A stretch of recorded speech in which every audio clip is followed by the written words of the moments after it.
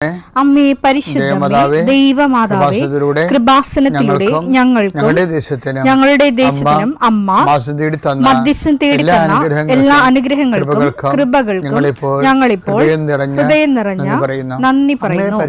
അമ്മേ പരിശുദ്ധമേ, ദൈവമാതാവേ, 2004 ഡിസംബർ 7 ഉച്ചകഴിഞ്ഞ് 2:30 കൃപാസനത്തിൽ സംഭവിച്ച അമ്മയുടെ പ്രത്യക്ഷപ്പെടലിനെ കുറിച്ച് തിരുസഭയ്ക്ക് സമർപ്പിച്ചിരിക്കുന്ന പഠനരേഖകളുടെ മേൽ സഭാത്മകമായ പഠനം ആരംഭിക്കുവാൻ ഞങ്ങൾ പ്രാർത്ഥിക്കുന്നു.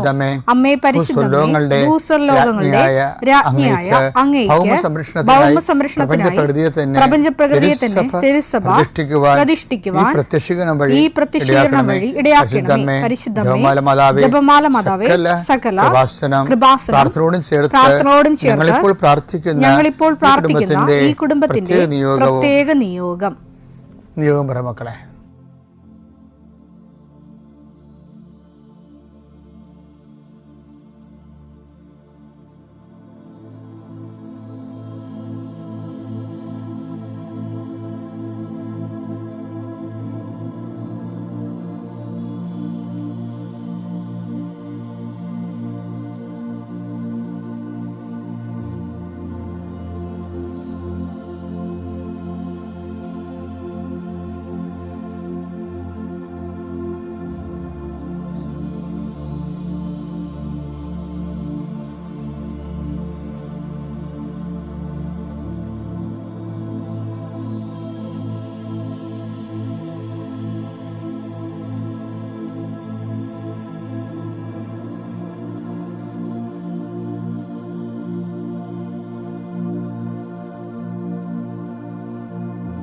അമ്മയുടെ പ്രത്യക്ഷീകരണത്തിന്റെ ഈ അനുഗ്രഹവേളയിൽ ഞങ്ങൾക്ക് സാധിച്ചു തരുവാൻ കനിയണമേ.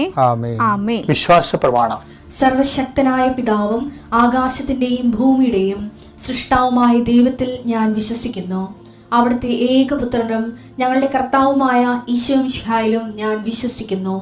ഈ പുത്രൻ പരിശുദ്ധാത്മാവിനാൽ ഗർഭസ്ഥനായി കന്യകാമറിയത്തിൽ നിന്ന് പിറന്ന് പൊന്തിയോസ് പീലാത്തോസിന്റെ കാലത്ത് പീഡകൾ സഹിച്ച് കുരിശിൽ തറയ്ക്കപ്പെട്ട് മരിച്ച് അടക്കപ്പെട്ട് പാതാളങ്ങളിൽ ഇറങ്ങി മരിച്ചവരുടെ ഇടയിൽ നിന്ന് 3-ാം നാൾ ഉയർത്ത് സ്വർഗത്തിലേക്ക് എഴുന്നള്ളി സർവശക്തിയുള്ള പിതാവായ ദൈവത്തിന്റെ വലതുഭാഗത്തിരിക്കുന്നു.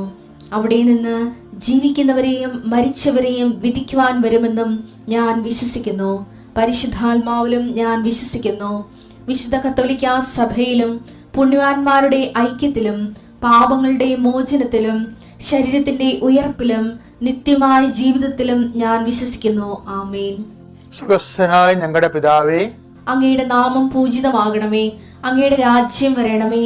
അങ്ങയുടെ തിരുമനസ് സ്വർഗത്തിലെ പോലെ ഭൂമിയിലും ആകണമേ. അന്നു വേണ്ടുന്ന ആഹാരം ഇന്ന് ഞങ്ങൾക്ക് തരണമേ. ഞങ്ങളോട് തെറ്റ് ചെയ്യുന്നവരോട് ഞങ്ങൾ ക്ഷമിക്കുന്നത് പോലെ ഞങ്ങളുടെ തെറ്റുകൾ ഞങ്ങളോടും ക്ഷമിക്കണമേ. ഞങ്ങളെ പ്രലോഭനത്തിൽ ഉൾപ്പെടുത്തരുതേ, തിന്മയിൽ ഞങ്ങൾ രക്ഷിക്കണമേ. ആമേൻ. നന്മ നിറഞ്ഞ മറിയമേ, സ്വസ്തി. കർത്താവ് അങ്ങയുടെ കൂടെ സ്ത്രീകളിൽ അങ്ങ് അനുഗ്രഹിക്കപ്പെട്ടവളാകുന്നു. അങ്ങയുടെ ഉദരത്തിൻ ഫലമായി ഈശോ അനുഗ്രഹിക്കപ്പെട്ടവനാകുന്നു. പരിശുദ്ധ മറിയമേ, തമ്പുരാന്റെ അമ്മേ, പാപികളായ ഞങ്ങൾക്ക് വേണ്ടി ഇപ്പോഴും ഞങ്ങളുടെ മരണസമയത്തും തമ്പുരാനോട് അപേക്ഷിക്കണമേ. ആമേൻ. കർത്താവേ, നിന്റെ ഉന്നതമായ നാമത്തിന് സ്തോത്രം ചെയ്യുന്നു. കർത്താവേ, നിന്റെ വിശുദ്ധ പൗരോഹിത്യത്തെ മഹത്വപ്പെടുത്തണമേ. കർത്താവേ, സഭയിലുള്ള സാന്നിധ്യം പ്രകടമാക്കണമേ. 40 വർഷം ഞാൻ അർപ്പിച്ച കൃപാനയുടെ യോഗ്യതയാൽ കൃപാസ്ഥാനത്താറെ ജീവനോടെ പ്രത്യക്ഷപ്പെട്ട പരിശുദ്ധ അമ്മയുടെ മാധ്യസ്ഥത്തിലെ കർത്താവ്, ഇന്ന് ഞങ്ങൾ കണ്ടുമുട്ടുന്ന വ്യക്തികൾ, കർത്താവ്, ഞങ്ങൾ ഇന്ന് സംസാരിക്കുന്ന വ്യക്തികൾ, ഞങ്ങൾ ചില പ്രോജക്റ്റുകൾക്ക് വേണ്ടിയും ചില പോംവഴികൾക്ക് വേണ്ടിയും ജീവിതത്തിലെ ചില പ്രയാസങ്ങൾ, സാമ്പത്തിക വിഷയങ്ങളായാലും മറ്റു വിഷയങ്ങളായാലും മാറുന്നതിന് വേണ്ടി സംസാരിക്കാൻ പോകുന്ന വ്യക്തികളിലെ, നിങ്ങൾ സംസാരിക്കാൻ പോകുന്ന വ്യക്തികളിൽ ഇന്ന് പരിശുദ്ധാത്മ നിറയട്ടെ. സുന്ദരി മാതാവ് സമയത്തിനധികമായി പരിശുദ്ധാത്മ കൃപാസന മാതാവ് ഇന്ന് നിങ്ങളുടെ കൂടെ യാത്രയാവുകയും നിങ്ങളുടെ കൂടെ വരികയും ചെയ്യട്ടെ. നിങ്ങൾക്ക് സംസാരിച്ച് ഒതുക്കാൻ പറ്റാത്ത വിഷയങ്ങൾ, നിങ്ങൾ സംസാരിച്ച ശരിയാകത്തില്ലെന്ന് തോന്നുന്ന സ്ഥലങ്ങളിൽ കർത്താവ് തന്നെ മറുപക്ഷത്ത് നിന്നുകൊണ്ട് നിങ്ങൾക്ക് അനുകൂലമായ ഒരു സാഹചര്യം ഉണ്ടാക്കിത്തരാൻ കർത്താവിൻ്റെ നാമത്തിൽ ഞാൻ നിങ്ങളെ ആശീർവദിക്കുന്നു. നിത്യപിതാപുത്രനും പരിശുദ്ധാത്മാശ്വരസ്വരം നീക്കാം. എൻ്റെ പ്രിയപ്പെട്ടവരെ, കുറഞ്ഞ കാലം കൊണ്ട് ആയിരക്കണക്കിനും പതിനായിരക്കണക്കിനും ദൈവാനുഭവ സാക്ഷ്യങ്ങൾ വരുമ്പോൾ നമുക്ക് മനസ്സിലാകുന്ന ഒരു സത്യം എന്താണ്? ഉടമ്പടി കവനന്റ് ഈസ് എ സ്മാർട്ട് സ്പിരിച്വാലിറ്റിയാണ്. ഒരു സ്മാർട്ട് സ്പിരിച്വാലിറ്റിയാണ് ഇന്നത്തെ. ഈ സ്മാർട്ട് സ്പിരിച്വാലിറ്റിക്ക് 3 ഘടകങ്ങളുണ്ടാകും. അല്ലെങ്കിൽ സ്മാർട്ട്നെസ്സിന് 3 ഘടകങ്ങളുണ്ടല്ലോ. എന്തൊക്കെയാണ്? എക്സ്പെർട്ടൈസേഷൻ, പിന്നെ പ്രൊഫഷണലിസം, പിന്നെ സ്മാർട്ട്നെസ്. അതിൻ്റെ എക്സ്പെർട്ട് എന്ന് പറയുമ്പോൾ പ്രാവീണ്യം അല്ലേ? അതിൻ്റെ അകത്തൊരു ടെക്നിക്കലായിട്ട് ടെക്നിക്കലായിട്ടുള്ള പോയിന്റിൽ നമ്മൾ ഒരു പ്രാവീണ്യം നേടണം. അപ്പോൾ അതിൻ്റെ അകത്ത് ടെക്നിക്കൽ പോയിന്റ് എന്താണ്? ഉടമ്പടിയിലുള്ള ടെക്നിക്കൽ പോയിന്റ് വെച്ചാൽ മൊത്തം നോക്കുമ്പോൾ ദൈവമായിട്ടുള്ള ഉടമ്പടി, മാതാവിൻ്റെ മധ്യസ്ഥത നമ്മൾ ജീവിക്കുന്നതാണ്. അപ്പോൾ നമ്മൾ ചെയ്യേണ്ടി വരുന്ന വിഷയങ്ങൾ എന്തൊക്കെയാണ്? ആദ്യത്തെ, ദൈവമായിട്ടാണ് നമ്മൾ ഒരു ജീവിതം തുടങ്ങുന്ന കാരണം നമ്മുടെ ഭാഗത്തുനിന്ന് ഫസ്റ്റായിട്ട് വരണത് അനുതാപമായിരിക്കും അല്ലേ? അനുതാപം. ഇതിൻ്റെ എക്സ്പെർട്ടൈസേഷനിൽ വരണത് ഫസ്റ്റ് പോയിന്റിൽ അനുതാപമാണ്. ഈ കാര്യം എന്ന് വെച്ചാൽ സ്പിരിച്വാലിറ്റി എന്ന് പറയണത് വിശ്വാസമാണല്ലോ എൻ്റെ ബേസ്മെന്റ്. പക്ഷെ സുവിശേഷത്തിൻ്റെ ഒരു ഘടന എന്ന് പറയുന്നത് വിശ്വസിക്കുക, അനുദപിക്കുക എന്നുള്ളതല്ല. പിന്നെന്താണ്? മർക്കോസിന്റെ 1:15 എടുത്തേ. അവൻ പറഞ്ഞു സമയം പൂർത്തിയായി, ദൈവരാജ്യം സമീപിച്ചിരിക്കുന്നു, അനുദപിച്ച് സുവിശേഷത്തിൽ വിശ്വസിക്കുവിൻ. അതാണ് വിഷയം. അപ്പൊ സുവിശേഷത്തിൽ വിശ്വസിച്ച് അനുദപിക്കുവാൻ നല്ല സംഭവം. അനുദപിച്ച് സുവിശേഷത്തിൽ വിശ്വസിക്കുവിൻ. അത് കാരണം ഞാൻ പണ്ട് തുമ്പോളിലായിരിക്കണം. തുമ്പോളി നമ്മൾ പള്ളിയുണ്ടേ, മാതാവിൻ്റെ പള്ളിയാണ്. അവിടെ അസ്റ്റേന്തിയായിട്ട് കുറേ നാൾ വർക്ക് ചെയ്ത്. അപ്പോൾ അവിടെ ഞങ്ങൾ ഒരു ധ്യാനം നടത്തി, ഈ കാരിസ്മവിൻ്റെ. അപ്പോൾ ആ ധ്യാനം നടത്തിയ സമയത്ത് എല്ലാ വീടുകളിലും നടന്ന്, അതുപോലെ തന്നെ നാടുകളിലും നടന്ന്, കുട്ടനാടും ബോട്ടിലൊക്കെ പോയി പിള്ളേരെ കൊണ്ട് ഡാൻസ് കളിപ്പിച്ച്, ബോട്ടിൻ്റെ മുകളിൽ നിന്ന് കായലിൽ ഡാൻസൊക്കെ കളിപ്പിച്ച്, നല്ല ആൾക്കാരെ എല്ലാം കടവിൽ വരെ കൂട്ടി അവിടെ നിന്ന് ക്രിസ്തുവിനെ കുറിച്ചൊക്കെ പറഞ്ഞു. ക്രിസ്തുവിനെ അറിയാഞ്ഞിട്ടല്ലേ, എല്ലാവരും അറിയാവുന്നവരാണ്. പക്ഷെ ക്രിസ്തുവിനെ അറിയാവുന്നതും അനുതാപ ജീവിതവും രണ്ടാണ്.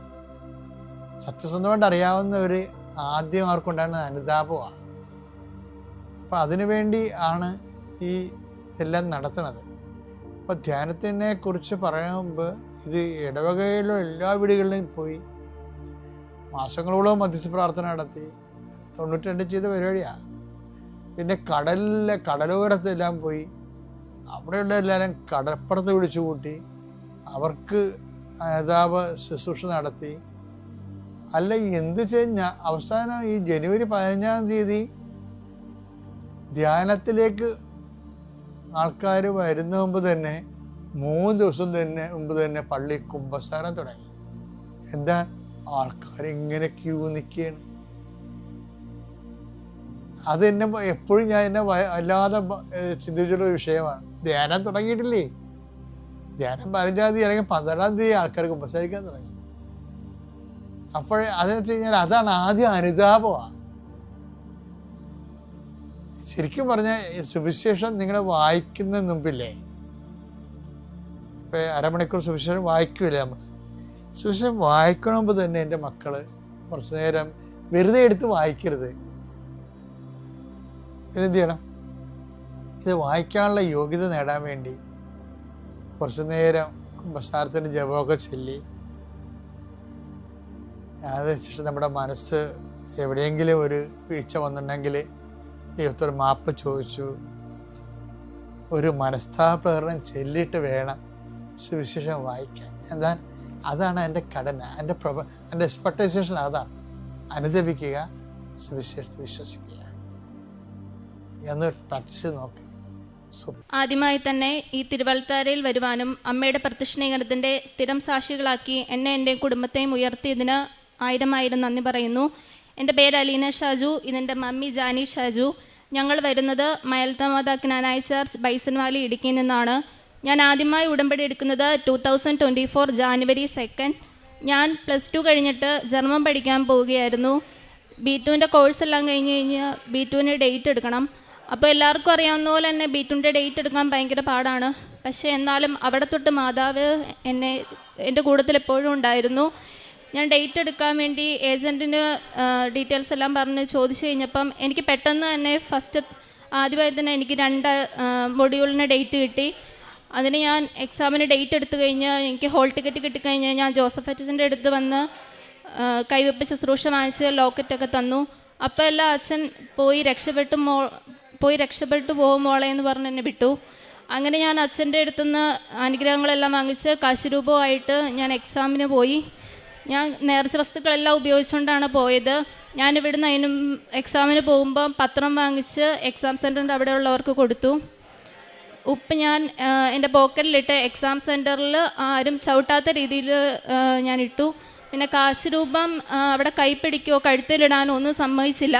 അപ്പം ഞാൻ എൻ്റെ ഡ്രസ്സിൽ പിന്നെ വെച്ച് കുത്തിവെച്ച് ഞാൻ കാശുരൂപമായിട്ട് തന്നെയാണ് എക്സാം ഹാളിലോട്ട് കയറിയത്. തേനും കഴിച്ചു. അങ്ങനെ എക്സാമിൻ്റെ ടൈമിൽ എനിക്ക് മാതാവ് ഓരോ ആൻസറും പറഞ്ഞുകൊണ്ടിരിക്കുമായിരുന്നു. എനിക്ക് നന്നായിട്ട് ഫീൽ ചെയ്യാനറിയായിരുന്നു. കാരണം ഞാനല്ല എഴുതുന്നത്, മാതാവ് തന്നെയായിരുന്നു എൻ്റെ എക്സാം എഴുതിക്കൊണ്ടിരുന്നത്. അങ്ങനെ എൻ്റെ ഫസ്റ്റത്തെ 2 മൊഡ്യൂള് എക്സാം കഴിഞ്ഞു. ഞാൻ വീട്ടിൽ വന്നു. അതിൻ്റെ റിസൾട്ട് വന്നു കഴിഞ്ഞപ്പം മാതാവിൻ്റെ അനുഗ്രഹം എന്ന് പറയട്ടെ, എനിക്ക് 2 മൊഡ്യൂൾ ഞാൻ ആ പാസ് മാർക്ക് മാത്രമേ ചോദിച്ചുള്ളൂ. ഞാൻ കറക്റ്റ് 60 മാർക്കേ ചോദിച്ചുള്ളൂ. പക്ഷേ എനിക്ക് 60 മാർക്കിൽ കൂടുതൽ മാതാവ് എനിക്ക് തന്നു. എന്നെ 2 മൊഡ്യൂളും പാസ്സാക്കി തന്നു ഫസ്റ്റ് അറ്റംപ്റ്റിൽ തന്നെ. അത് ഞാൻ പറയുന്നു, not my merit but by grace തന്നെയാണ് എനിക്ക് ആ എക്സാം പാസ്സാവാൻ സാധിച്ചത്. കാരണം എൻ്റെ കഴിവുകൊണ്ട് എനിക്ക് ഒരിക്കലും ഫസ്റ്റ് അറ്റംപ്റ്റിൽ പാസ്സാവാൻ പറ്റത്തില്ല.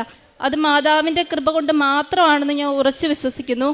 അത് കഴിഞ്ഞ് ഞാൻ ബാക്കി 2 എക്സാമിന് ഡേറ്റ് എടുത്തു.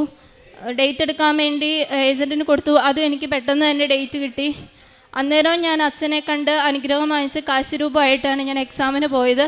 ഇതുപോലെ ഉടമ്പടി വസ്തുക്കളെല്ലാം ഞാൻ ഉപയോഗിച്ചു. ഉപ്പ് സെൻറ്ററിൽ ഇട്ടു. കാശുരൂപം കയ്യിലുണ്ടായിരുന്നു.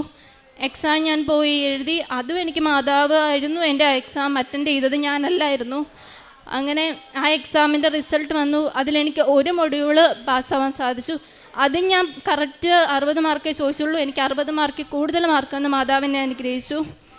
അത് കഴിഞ്ഞ് ഇങ്ങനെ കുറച്ച് നാളിങ്ങനെ പോയി കഴിഞ്ഞപ്പം ഞങ്ങൾ തീരുമാനിച്ചു, എന്തായി 3 മൊഡ്യൂൾ വെച്ച് പ്രോസസ്സിങ്ങിന് കൊടുക്കാൻ തീരുമാനിച്ചു. അങ്ങനെ ഓരോ ഏജൻസിക്ക് കൊടുത്തു. അങ്ങനെ കുറച്ച് നാൾ ലാഗായിപ്പോയി. അന്നേരം ഞാൻ ഉടമ്പടി ചെറുതായിട്ട് ഉഴപ്പിയും തുടങ്ങിയാണ്. ചിലപ്പോൾ എൻ്റെ അഹങ്കാരം കൊണ്ടാവുക. അന്നേരമൊക്കെ ഇടയ്ക്കൊക്കെ എനിക്കുണ്ടായിരുന്നു, എൻ്റെ മെറിറ്റ് കൊണ്ടായിരിക്കും കിട്ടിയെന്ന് എനിക്കൊരുണ്ടായിരുന്നു. പിന്നെ ആയിരുന്നു എനിക്ക് ബോധ്യം വന്നത്, ഇത് എൻ്റെ എൻ്റെ കഴിവ് കൊണ്ടൊന്നുമല്ല, ദൈവത്തിൻ്റെ കൃപ കൊണ്ട് മാത്രമാണെന്ന്.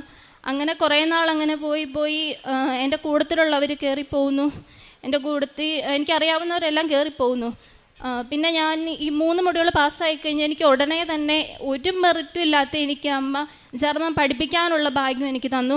അങ്ങനെ ഞാനെന്ത് 1 വർഷത്തോളം എനിക്ക് ജർമ്മൻ പഠിപ്പിക്കാനുള്ള ഭാഗ്യം മാതാവ് എനിക്ക് ഒരുക്കി തന്നു. അത് കഴിഞ്ഞ് പിന്നെ എൻ്റെ പ്രോസസ്സിങ് ഇങ്ങനെ നീണ്ടു നിന്ന് അതിൻ്റെ ഇടയ്ക്ക് എൻ്റെ ഈ സർട്ടിഫിക്കറ്റ് വാലിഡിറ്റി കഴിഞ്ഞു. അപ്പോൾ ഈ ഇടയ്ക്ക് തൊട്ട് ജർമ്മൻ്റെ വാലിഡിറ്റി 1 ഇയർ ആക്കിയായിരുന്നു. അപ്പം ഇങ്ങനെ ഏജൻസിക്കാരോടെല്ലാം ചോദിച്ചു കഴിഞ്ഞപ്പം ഞാൻ പലരെയും വിളിക്കുന്നുണ്ട്. ഞാൻ കൊടുക്കാത്ത ഏജൻസികളില്ല, വിളിക്കാത്ത ഏജൻസികളില്ല. എനിക്കും എൻ്റെ വീട്ടുകാർക്കും അറിയാം, ഇഷ്ടംപോലെ ഏജൻസികൾ ഞാൻ കൊടുക്കുന്നു, വിളിക്കുന്നു, മെസ്സേജ് അയക്കുന്നു. പക്ഷെ അവിടെ നിന്നെല്ലാം പിന്നെ എനിക്ക് വരുന്ന റിപ്ലൈ എന്ന് പറയുന്നത്, മോളുടെ വാലിഡിറ്റി കഴിഞ്ഞു സർട്ടിഫിക്കറ്റിൻ്റെ, ഇനി ഒന്നെങ്കിൽ ഒന്നുകൂടെ എക്സാം എഴുതുക, അല്ലെങ്കിൽ വേറെ എന്തെങ്കിലും വഴി നോക്കാമെന്നേ ഉള്ളൂ. അപ്പം ഞാൻ ആകെപ്പാടെ തളർന്നു പോയി. കാരണം ഞാൻ ഇത്രയും കഷ്ടപ്പെട്ട് എൻ്റെ മെറിറ്റ് കൊണ്ട് കിട്ടിയതല്ല, മാതാവ് എനിക്ക് തന്നതാണ്. എന്നാലും എൻ്റെ ഇത്രയും നാൾ പോയല്ലോ.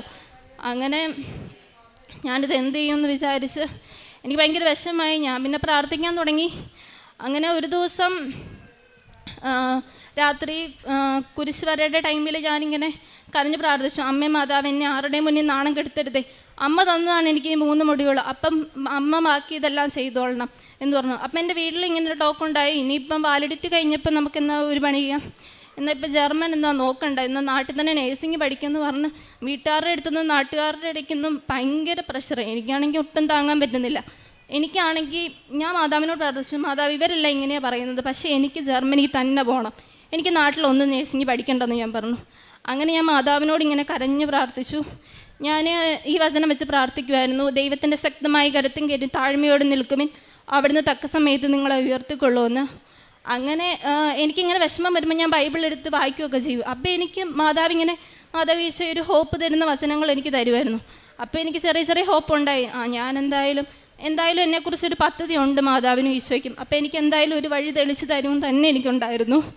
പിന്നെ ഞാൻ എക്സാം എഴുതുന്ന ടൈമിലൊക്കെ മമ്മിയാണെങ്കിൽ എന്നേക്കാൾ ഡബിൾ ഇരട്ടി പ്രാർത്ഥിക്കുന്ന ആളാണ്. അപ്പം ഞാൻ എക്സാമിൻ്റെ ടൈമിലാണെങ്കിൽ മമ്മി ആ എക്സാം തുടങ്ങുന്ന തൊട്ട് തീരുന്നോടം വരെ ഏതെങ്കിലും മമ്മി എവിടെയാണോ അവിടുത്തെ പള്ളിയിൽ പോയിരുന്ന് പ്രാർത്ഥിക്കുമായിരുന്നു. ഇങ്ങനെ ഞാനൊരു ദിവസം കുരിശരുടെ ഇടയ്ക്ക് ഇങ്ങനെ പ്രാർത്ഥിച്ചുകൊണ്ടിരിക്കുക, ഈശോയോട് എനിക്ക് എങ്ങനെയെങ്കിലും പോകണം, കാരണം എനിക്ക് നാട്ടിൽ എന്തായാലും നേഴ്സിംഗ് പഠിക്കണ്ട, ഇപ്പം എന്തായാലും ഞാൻ +2 കഴിഞ്ഞ് 2 വർഷം ആവുകയും ചെയ്തു, ഇനി എന്തെങ്കിലും മാതാവ് തന്നെ എനിക്ക് ഒരുക്കി തരണം എന്ന് പറഞ്ഞാൽ മാതാവിനും ഈശോയോടും കരഞ്ഞ് പ്രാർത്ഥിച്ചു. അങ്ങനെ ഇങ്ങനെ പറഞ്ഞ് പിറ്റേ ദിവസം ഞാൻ കൊടുത്ത ഒരു ഏജൻസിയിൽ നിന്ന് എൻ്റെ പപ്പായുടെ അനിയൻ അച്ഛനാണ്, അപ്പോൾ അച്ഛനെ ആ ഏജൻസി ഇങ്ങനെ വിളിച്ച് പറഞ്ഞു, അച്ഛനുമായിട്ട് കോൺടാക്റ്റ് ഉണ്ടായിരുന്നു, ഇങ്ങനെ വിളിച്ച് പറഞ്ഞു മോളുടെ ഇപ്പം വാലിഡിറ്റി കഴിഞ്ഞ സ്ഥിതിക്ക് വേറെ ഒരു ഇതുണ്ട്, പക്ഷെ പെട്ടെന്ന് തന്നെ പോകാം, പക്ഷേ എമൗണ്ടിൻ്റെ ഒരു പ്രശ്നമുണ്ടെന്ന് പറഞ്ഞു. അങ്ങനെ എമൗണ്ട് ഓക്കെ ആണെങ്കിൽ നമുക്ക് ആ വഴി നോക്കാം, മോക്ക് പെട്ടെന്ന് തന്നെ ജാനുവരിയിൽ തന്നെ ജർമ്മനിക്ക് പോകാമെന്ന് പറഞ്ഞ് ഡിസംബറിലാണ് അവർ വിളിക്കുന്നത്, ഈ കഴിഞ്ഞ മാസം. അപ്പോൾ സംസാരിച്ച് കഴിഞ്ഞ് വെച്ചു, വീട്ടുകാരെല്ലാം കൂടെ തീരുമാനിച്ച് കഴിഞ്ഞപ്പോൾ പറഞ്ഞു എന്നാൽ പിന്നെ നമുക്ക് ആ വഴി തന്നെ നോക്കാമെന്ന് പറഞ്ഞു. അപ്പം എമൗണ്ട് ഞാൻ പറഞ്ഞല്ലോ നല്ലൊരു ഹ്യൂജ് എമൗണ്ട് ആയിരുന്നു നമ്മൾ കൊടുക്കേണ്ടത്. അപ്പോൾ എൻ്റെ ഒരു ഫാമിലി എന്ന് പറയുന്നത് അത്ര എമൗണ്ട് പറയുമ്പോൾ പെട്ടെന്ന് അങ്ങനെ അക്സെപ്റ്റ് ചെയ്യാൻ പറ്റില്ല, അത് അത്ര എടുക്കില്ല എൻ്റെ ഫാമിലി, അത്ര എമൗണ്ട് ഇല്ല ഞങ്ങൾക്ക്. അപ്പോൾ പിന്നെ ഞങ്ങൾ എന്ത് ചെയ്യുമെന്ന് ഇങ്ങനെ ഓർത്ത് ഞങ്ങളെല്ലാവരും കൂടെ, എനിക്കറിയില്ല മാതാവായിട്ട് തന്നെ പലരിലൂടെ ഞങ്ങൾക്ക് കൊടുക്കേണ്ട ഫുൾ എമൗണ്ട് ഞങ്ങൾക്ക് റെഡിയാക്കി തന്നു. കറക്റ്റ് അവർ എന്നാണോ പൈസ അടിക്കേണ്ടതെന്ന് പറഞ്ഞത് അതിൻ്റെ തലേ ദിവസം തന്നെ എല്ലാം ഞങ്ങൾക്ക് പെട്ടെന്നായിരുന്നു. പെട്ടെന്ന് തന്നെ ടൈം ഷോർട്ടനിങ്ങിലൂടെ മാതാവ് ഞങ്ങൾക്ക് പലരിലൂടെ, ഞങ്ങളുടെ ബന്ധുക്കളിലൂടെ ആയാലും ഞങ്ങൾക്ക് അറിയാവുന്നവരിലൂടെ ആയാലും എമൗണ്ട് ഞങ്ങൾക്ക് സെറ്റാക്കി തന്നു. ഞങ്ങൾക്ക് കറക്റ്റ് സമയത്ത് തന്നെ പൈസ അവർക്ക് കൊടുക്കാനൊക്കെ സാധിച്ചു. അങ്ങനെ ഞങ്ങൾക്ക് ആ വഴി പോകാമെന്ന് തന്നെ തീരുമാനിച്ചു. നമ്മുടെ ഈ സർട്ടിഫിക്കറ്റ്, അപ്പോൾ അവർ പറഞ്ഞു ഈ സർട്ടിഫിക്കറ്റ് കൊണ്ടുപോകാൻ കുഴപ്പമൊന്നുമില്ലെന്ന് പറഞ്ഞു. അങ്ങനെ അത് തുടങ്ങി, അങ്ങനെ പ്രോസസ്സിങ് എല്ലാം കഴിഞ്ഞു. എനിക്ക് വിസ ഇൻ്റർവ്യൂ ഒരു ചൊവ്വാഴ്ചയായിരുന്നു, അത് ജാനുവരി 6 ആയിരുന്നു. അങ്ങനെ വിസ ഇൻ്റർവ്യൂവിന് പോയി. അവിടെ മാതാവ് ഈശോ എല്ലാം ഭംഗിയായിട്ട് തന്നെ എൻ്റെ കൂട്ടത്തിൽ നടന്നെല്ലാം നന്നായിട്ട് ചെയ്തു തന്നു. അങ്ങനെ അവർ പറഞ്ഞു 14 വർക്കിംഗ് ഡേയ്സ് അതിനുള്ളിലായിരിക്കും വിസ വരുന്നതെന്ന് പറഞ്ഞു. ഓക്കെ, എന്നിട്ട് പിന്നെ ഞാൻ വീട്ടിൽ വന്നു കഴിഞ്ഞപ്പം എൻ്റെ കൂട്ടത്തിലുള്ളവരെല്ലാം നേരത്തെ പ്രോസസ്സിങ്ങിന് കൊടുത്തുകൊണ്ട് അവർ പോയായിരുന്നു. പിന്നെ എൻ്റെ കൂട്ടത്തിൽ വേറെ 2 പേരും കൂടെ ഉണ്ട്. അപ്പം അങ്ങനെ 40 വർക്കിംഗ് ഡേയ്സ് എന്നും പറഞ്ഞു. അത് കഴിഞ്ഞ് മിനിഞ്ഞാന്ന് എനിക്ക് മെസ്സേജ് വന്നു വിസ ഡിസ്പാച്ചായെന്ന് പറഞ്ഞ്. ഇന്നലെ ഞാൻ പോയി വിസ കളക്ട് ചെയ്തു. ഇന്നലെ കളക്ട് ചെയ്ത് ഞാനും മമ്മിയും കൂടെ ഡയറക്റ്റ് കൃപാസനത്തിലോട്ടാണ് വന്നത്. ഇവിടെ വന്നിട്ടാണ് ഞങ്ങൾ വിസ പൊട്ടിച്ചത്. പാസ്പോർട്ട് പൊട്ടിച്ച് വിസ ആദ്യമേ മാതാവിനെയാണ് കാണിച്ചത്. അപ്പം എൻ്റെ മാതാവ് not my merit but by ഗ്രേസിൽ എനിക്ക് വിസ അടിച്ച് തന്നിട്ടുണ്ട്. ഇതെനിക്കറിയാം, എൻ്റെ കഴിവ് കൊണ്ടല്ല ഒരിക്കലും എനിക്കിത് കിട്ടുന്നത്. കാരണം ഈ വാലിഡിറ്റി കഴിഞ്ഞ പേപ്പർ എല്ലാവരും എന്നെ തള്ളിപ്പറഞ്ഞു, എല്ലാ ഏജൻസിക്കാരും എന്നെ തള്ളിപ്പറഞ്ഞു, മോളുടെ ഈ പേപ്പർ കൊണ്ട് ഒന്നും നടക്കില്ല, ഒന്നുകൂടെ എക്സാം എഴുതണമെന്ന്. എങ്കിലും എനിക്ക് പാസ്പോർട്ട് വിസ അടിച്ചു തന്നത് മാതാവ് മാത്രമാണ്. എൻ്റെ മെറിറ്റ് കൊണ്ട് ഒന്നുമല്ലെന്ന് ഞാൻ വിശ്വസിക്കുന്നു. അങ്ങനെ ഞാൻ ഈ വരുന്ന തിങ്കളാഴ്ച ജർമ്മനിക്ക് പോവുകയാണ്. പിന്നെ ജപമാല റാലിക്ക് ഞങ്ങൾക്ക് പങ്കെടുക്കാൻ സാധിച്ചു. അപ്പം ഞങ്ങളിങ്ങനെ ഒരു ഏജൻസിക്ക് കുറച്ച് ഫണ്ട് കൊടുത്തായിരുന്നു. അപ്പോൾ അവിടെ നടക്കത്തില്ലെന്ന് അവർ പറഞ്ഞപ്പം ഞങ്ങളിന്ന് റീഫണ്ട് ചോദിച്ചു. അപ്പം അങ്ങനെ ഈ മാസത്തെ ഈ 2025 ജപമാല റാലി കഴിഞ്ഞ് ഞങ്ങൾ വീട്ടിൽ വന്നു കഴിഞ്ഞ് രാത്രി തന്നെ ആണ് അവർ റീഫണ്ട് എൻ്റെ അക്കൗണ്ടിലോട്ട് ഇട്ടത്. അങ്ങനെ ഒരു വലിയൊരു അനുഗ്രഹം മാതാവ് ഞങ്ങൾക്ക് തന്നു. പിന്നെ കാരുണ്യ പ്രവർത്തികളായിട്ട് ചെയ്യുന്നത്, ഞാൻ ജർമ്മൻ പഠിപ്പിക്കുന്നുണ്ടായിരുന്നു. ഇപ്പം എനിക്ക് അതിൽ നിന്ന് കിട്ടുന്ന സാലറി കൊണ്ട് ഞാൻ എല്ലാ മാസവും മമ്മി കൃപാസനത്തിൽ ഞാൻ പറ്റുന്ന മാസങ്ങളിൽ വരും. അപ്പം ഞാൻ പത്രം കൊടുക്കാനുള്ള പൈസ മമ്മിക്ക് അയക്കും. മമ്മിയുടെ കയ്യിൽ നിന്ന് ഞാൻ പത്രം വാങ്ങിച്ച് ഞാൻ എവിടെയാണോ അവിടെയുള്ളവർക്ക്, ഓട്ടോ സ്റ്റാൻഡിലുള്ളവർക്ക്, ഇങ്ങനെ കാണുന്നവർക്കല്ല വഴിയിലുള്ളവർക്ക്, അങ്ങനെ പലർക്കും ഞാൻ എല്ലാ മാസവും പത്രം കൊടുക്കാറുണ്ട്. പിന്നെ എൻ്റെ ഫ്രണ്ട്സിനും അല്ലാണ്ട് എൻ്റെ വീടിൻ്റെ അടുത്തുള്ളവർക്കൊക്കെ രോഗികളായിരിക്കുന്നവർക്ക് മെഡിസിനും അതിനൊക്കെയുള്ള ഫണ്ടൊക്കെ കൊടുക്കാറുണ്ട്. പിന്നെ ഞാൻ ഹോസ്റ്റലിലായിരുന്ന ടൈമിൽ ഞാനും എൻ്റെ കൂട്ടത്തിൽ ഉടമ്പടി എടുത്തവരും ആദ്യ വെള്ളിയാഴ്ചകളിൽ പള്ളികളുടെ അവിടെ ഇങ്ങനെ കുറേ പേരിരിക്കും. അപ്പോൾ അവർക്ക് ഫുഡ് വാങ്ങിച്ചു കൊടുക്കാനും പൈസ കൊടുക്കാനൊക്കെ പോയിട്ടുണ്ട്. ഇനി മമ്മി എനിക്ക് വേണ്ടി കുറച്ച് കാരുണ്യപ്രവൃത്തികൾ ചെയ്തിട്ടുണ്ട്, അത് മമ്മി പറയും. ദൈവതിരുനാമത്തിൽ മഹത്വമുണ്ടായിരിക്കട്ടെ. എൻ്റെ മകൾക്ക് വേണ്ടി പൈസയ്ക്ക് ആവശ്യം വന്നപ്പോൾ ഞാൻ മാതാവിനോട് പള്ളിയിൽ ചെന്ന് പറഞ്ഞു, അമ്മേ, ഞാനും എൻ്റെ ഭർത്താവും ആരുടെയും മുന്നിൽ കൈനീട്ടാൻ പോകുകയല്ല. ഞാൻ 4 വർഷമായി ഇവിടെ വന്ന് ഉടമ്പടി എടുത്ത്. ഇതിന് മുമ്പ് ഞാൻ ഉടമ്പടി പറഞ്ഞിട്ടുണ്ട്. ഈ 3 സർട്ടിഫിക്കറ്റും ഞാൻ എന്ന് വരുമ്പോഴെല്ലാം ഈ തിരുനടയിൽ അമ്മയുടെ അടുത്ത് വെക്കും. അമ്മ, ഈ സർട്ടിഫിക്കറ്റ് വെച്ച് എൻ്റെ കുഞ്ഞിനെ ജർമ്മനിയിൽ എത്തിക്കണം, നേഴ്സിംഗ് പഠിപ്പിക്കണം. കരഞ്ഞ് ഞാൻ പ്രാർത്ഥിക്കും. 1 കെട്ടിന് പകരം ഞാൻ 8 കെട്ട് പത്രം മേടിച്ചുകൊണ്ട് ഞാൻ പല ജില്ലകളിൽ കൊടുക്കും. ഇടുക്കി ജില്ല, കോട്ടയം ജില്ല, എറണാകുളം ജില്ല, ആലപ്പുഴ ജില്ലകളിൽ കൂടി കൊടുത്ത്, പിന്നെ ഞാൻ കാരുണ്യ പ്രവൃത്തികളായിട്ട് കിട്ടുന്ന ശമ്പളക്കൂട്ട് പാവങ്ങൾക്ക് മരുന്ന് വാങ്ങാൻ കൊടുക്കും. പിന്നെ ഞാൻ ചിന്തിച്ചു, ഒരാൾക്ക് വയറ് നിറയാൻ 1 പൊതുകെടുത്താൽ 1 വാളുടെ അല്ല വയറ് നിറയുള്ളൂ. ഈ മാസം വരെ ഞാൻ 1 കുടുംബത്തിന് 5 കിലോ അരി വെച്ച്, എൻ്റെ കഴിവ് കൊണ്ടല്ല, മാതാവിൻ്റെ കൃപ കൊണ്ട് മാത്രം, പാവപ്പെട്ട കുടുംബത്തിന് 5 കിലോ അരി വെച്ച് ഞാൻ കൊടുക്കും. പിന്നെ ഞാൻ മാതാവിനോട് പറഞ്ഞു, കുഞ്ഞിൻ്റെ എക്സാമിൻ്റെ ഇൻ്റർവ്യൂ എക്സാമിൻ്റെ സമയത്ത് ഞാൻ ഞങ്ങളുടെ പള്ളിയിൽ പോയിരുന്നു, പ്രാർത്ഥിച്ചു, ഉപവാസം എടുത്ത് പ്രാർത്ഥിച്ചു. അമ്മ, എൻ്റെ കുഞ്ഞിന് വേണ്ടി ഈ കണ്ണുനീരും പ്രാർത്ഥനയും ഈ ഉപവാസത്തിന് എന്തേലും വില കൽപ്പിക്കുന്നുണ്ടെങ്കിൽ അമ്മ എൻ്റെ കുഞ്ഞിനെ MSCയിൽ നിൽക്കണം, എമിഗ്രേഷൻ ഓഫീസറായിട്ട് നിൽക്കണം, സ്റ്റാമ്പ് ചെയ്ത് വിസ അപ്രൂവ് ചെയ്ത് എൻ്റെ കുഞ്ഞിന് തരണം. 10 ഞാൻ പറഞ്ഞു, അമ്മ 10 ദിവസത്തിനിപ്പുറം തരണം എന്ന് പറഞ്ഞു. പക്ഷേ 15 ദിവസം എന്ന് പറഞ്ഞിട്ട് 6ാമത്തെ ദിവസം അമ്മ എൻ്റെ കുഞ്ഞിന് വിസ അപ്രൂവ് ആയെന്നും പറഞ്ഞ് എൻ്റെ മോൾക്ക് അയച്ചു തന്നു. അമ്മയ്ക്ക് 1000 നന്ദി. അമ്മയ്ക്കും തിരുക്കുമാരനും 1000 നന്ദി. പുറപ്പാട് 33:17 കർത്താവ് മോശയോട് പറഞ്ഞു, നീ ആവശ്യപ്പെട്ട ഈ കാര്യം ഞാൻ ചെയ്യും. എന്തെന്നാൽ നീ എൻ്റെ പ്രീതി നേടിയിരിക്കുന്നു, നിന്നെ എനിക്ക് നന്നായി അറിയാം.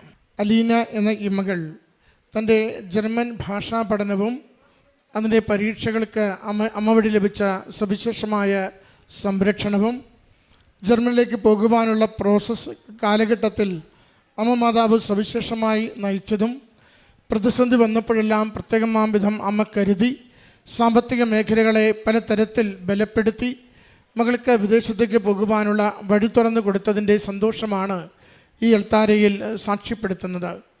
ഉടമ്പടി എടുത്ത നാൾ മുതൽ അമ്മ മാതാവിനോട് ശരണപ്പെട്ട മനസ്സോടുകൂടി എങ്ങനെ ജീവിക്കുകയും പ്രാർത്ഥിക്കുകയും ചെയ്യുന്നുവെന്ന് അമ്മയും മകളും അൾത്താരയിൽ സവിസ്തരം നമ്മളോട് സൂചിപ്പിച്ചു.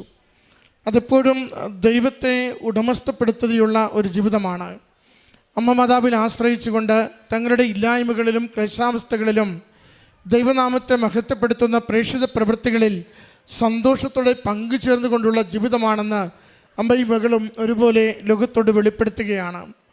തങ്ങളുടെ ഇല്ലായ്മകളിൽ, സാമ്പത്തികമായ ഞെരുക്കങ്ങളിൽ മുന്നോട്ട് പോകുവാൻ വഴികളൊന്നും കാണാതിരിക്കുമ്പോഴും നിരാശപ്പെടാതെ അമ്മയുടെ കരങ്ങളിൽ ഏൽപ്പിച്ചു കൊടുത്ത് ഇതുകൂടി അമ്മ സഹായിച്ചു തരണമെന്ന് പറഞ്ഞ് പ്രാർത്ഥിക്കുന്നതാണ് കുടുംബത്തിൻ്റെ രീതി എന്ന് അവരുടെ വാക്കുകളിൽ നമുക്ക് മനസ്സിലാക്കുവാൻ സാധിക്കും. പരീക്ഷ എഴുതുമ്പോൾ കാതിൽ മന്ത്രിക്കുന്ന അമ്മ മാതാവിനെ മകൾ കാണുന്നുണ്ട്. തൻ്റെ കഴിവുകൊണ്ടല്ല, അമ്മ മാതാവിൻ്റെ കൃപയാൽ പരീക്ഷയുടെ ഓരോ അവസരത്തിലും അത് വിജയത്തിലേക്ക് നയിച്ചത് മകൾ സൂചിപ്പിക്കുന്നുണ്ട്. പ്രോസസ്സിൻ്റെ വഴിയെത്തുമ്പോൾ അത് ഇൻവാലിഡായി എന്ന് പറഞ്ഞുകൊണ്ട് ആ പരീക്ഷയുടെ വിജയിച്ചതിൻ്റെ വർഷം ഒന്ന് കഴിഞ്ഞുവെന്ന് പറഞ്ഞ് നിരുത്സാഹപ്പെടുത്തുമ്പോഴും അമ്മയുടെ കരങ്ങളിലേക്കാണ് അത് ഏൽപ്പിച്ചു കൊടുക്കുക. അത് അലീനയുടെ അമ്മ പ്രത്യേകമായി പറഞ്ഞു, എപ്പോഴൊക്കെ ഞാൻ കൃപാസനത്തിൽ വരുമോ ഞാൻ ഈ സർട്ടിഫിക്കറ്റുകളുമായി മാത്രമേ വന്നിട്ടുള്ളൂ. അമ്മയുടെ കരങ്ങളിൽ ഓരോ തവണ ഏൽപ്പിച്ചു കൊടുത്ത് എൻ്റെ മകളെ ജർമ്മനിയിൽ എത്തിക്കണമേ എന്ന് അമ്മയിൽ ശരണപ്പെട്ട് ഞാൻ പ്രാർത്ഥിച്ചിരുന്നു. മറ്റുള്ളവർ എന്തു പറയുന്നോ അതെനിക്ക് ബാധകമല്ല. എത്ര തടസ്സങ്ങൾ അവരെൻ്റെ മുൻപിൽ വയ്ക്കുന്നുവോ അതൊന്നും ഞാൻ പരിഗണിച്ചിട്ടില്ല. ഇതിന് പേപ്പറിൻ്റെ വില മാത്രമേ ഉള്ളൂവെന്ന് മുഖത്ത് നോക്കി പറയുമ്പോഴും ഞാനിതല്ല, ദൈവശക്തിയാൽ പ്രത്യക്ഷീകരണത്തിൻ്റെ കൃപയാൽ ഇതെന്താണോ നിവർത്തിതമാകേണ്ടത് അത് നിവർത്തിതമാക്കുന്നതിന് മനുഷ്യന് അസാധ്യമെന്ന് പറയുന്നത് ദൈവത്തിന് സാധിക്കുമെന്ന പൂർണ്ണ ബോധ്യത്തോടും വിശ്വാസത്തോടും അമ്മയുടെ കരങ്ങളിലേക്ക് ഞാനിത് ഏൽപ്പിച്ചു കൊടുത്തുകൊണ്ടിരുന്നു. മകൾ പറയുന്നുണ്ട്, ഇന്ന് അന്നെഴുതിയ അതേ പരീക്ഷയുടെ സർട്ടിഫിക്കറ്റുകൾ വെച്ച് ഇൻവാലിഡ് എന്ന വർഷമൊന്ന് കഴിഞ്ഞു, അതുകൊണ്ട് പോകുവാൻ പറ്റില്ലെന്ന് എന്നോട് പറഞ്ഞ അതേ മനുഷ്യരുടെ മുമ്പിലൂടെ നഴ്സിംഗ് പഠിക്കുന്നതിന് വേണ്ടി ഞാനിന്ന് വിദേശത്തേക്ക് പോവുകയാണെന്ന്. പ്രിയമുള്ളവരെ, നമ്മളെങ്ങനെ ഉടമ്പടിയെ കാണുന്നു, നമ്മളെങ്ങനെ ഉടമ്പടി ജീവിക്കുന്നു എന്നത് പ്രധാനപ്പെട്ടതാണ്. അതിലേറ്റവും പ്രധാനപ്പെട്ടൊരു ഘടകം അത് പ്രേക്ഷിത പ്രവർത്തനം തന്നെയാണ്. തുടക്കക്കാർക്ക് ഏറ്റവും പ്രയാസമുള്ളത്, എന്നാൽ ഉടമ്പടി ജീവിച്ചു തുടങ്ങുന്നവർക്ക് ഏറ്റവും ആവേശമുള്ളത് പ്രേക്ഷിത പ്രവർത്തനമാണ്. സഹോദരി പറഞ്ഞു, 4 ജില്ലകളിൽ ഞാൻ പത്രം കൊടുക്കാറുണ്ട്. പോകുന്ന ഇടങ്ങളിലൊക്കെയും ഞാനിത് ധൈര്യത്തോടു കൂടി അമ്മ മാതാവിൻ്റെ കരങ്ങളും അമ്മ മാതാവിൻ്റെ ഹൃദയവും ഈശോയുടെ അനുഗ്രഹത്തിൻ്റെ വഴികളുമാണ് ഇതിലുള്ളതെന്ന് പറഞ്ഞുകൊണ്ട് എനിക്കിത് എല്ലാവർക്കും കൊടുക്കുവാൻ സന്തോഷമേ ഉള്ളൂ. അത് ദൈവം ആപത്ത് കാലത്ത് ഓരോരുത്തരെയും എങ്ങനെ വഴി നടത്തുകയും കരം പിടിക്കുകയും സ്നേഹത്തിൻ്റെയും വിശുദ്ധിയുടെയും നന്മയുടെയും വഴികളിലേക്ക് ഓരോരുത്തരെ ചേർത്ത് നിർത്തിയെന്ന് അടയാളപ്പെടുത്തുന്നതാണ് ഓരോ സാക്ഷ്യവും. അതുകൊണ്ട് തന്നെ ദൈവത്തിൻ്റെ ശക്തമായ പ്രവൃത്തികളെ ലോകത്തിന് കൈമാറുവാൻ എനിക്കെന്നും സന്തോഷമേ ഉള്ളൂ. അതാണ് ഈ കുടുംബത്തിന്, ഈ നിയോഗത്തിന് അനുഗ്രഹമായി തീരുന്നത്. ദൂരെ നിന്നാണ് വരുന്നതെങ്കിലും 8 കെട്ട് പത്രം വാങ്ങി സന്തോഷത്തോടെ അത് കൈമാറിക്കൊടുത്തുകൊണ്ട് ദൈവം എനിക്ക് വേണ്ടി വലിയ കാര്യങ്ങൾ പ്രവർത്തിക്കും. ഞാൻ കാരുണ്യ പ്രവൃത്തികൾ സന്തോഷത്തോടെ ചെയ്യുമ്പോൾ എൻ്റെ ഇല്ലായ്മയിൽ എൻ്റെ ആവശ്യ നേരത്തിൻ്റെ തമ്പുരാൻ എനിക്കായി കരം തുറക്കുന്നവരെ എൻ്റെ കൺമുൻപിൽ കൊണ്ടുവരും.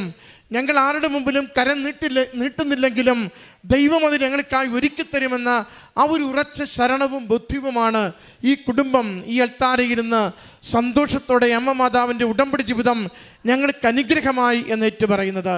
പ്രിയമുള്ളവരെ, പൂർണ്ണമായി ജീവിതത്തിൻ്റെ വിഷയങ്ങളെ അമ്മയുടെ കരങ്ങളിലേക്ക് ഏൽപ്പിച്ചു കൊടുക്കാം.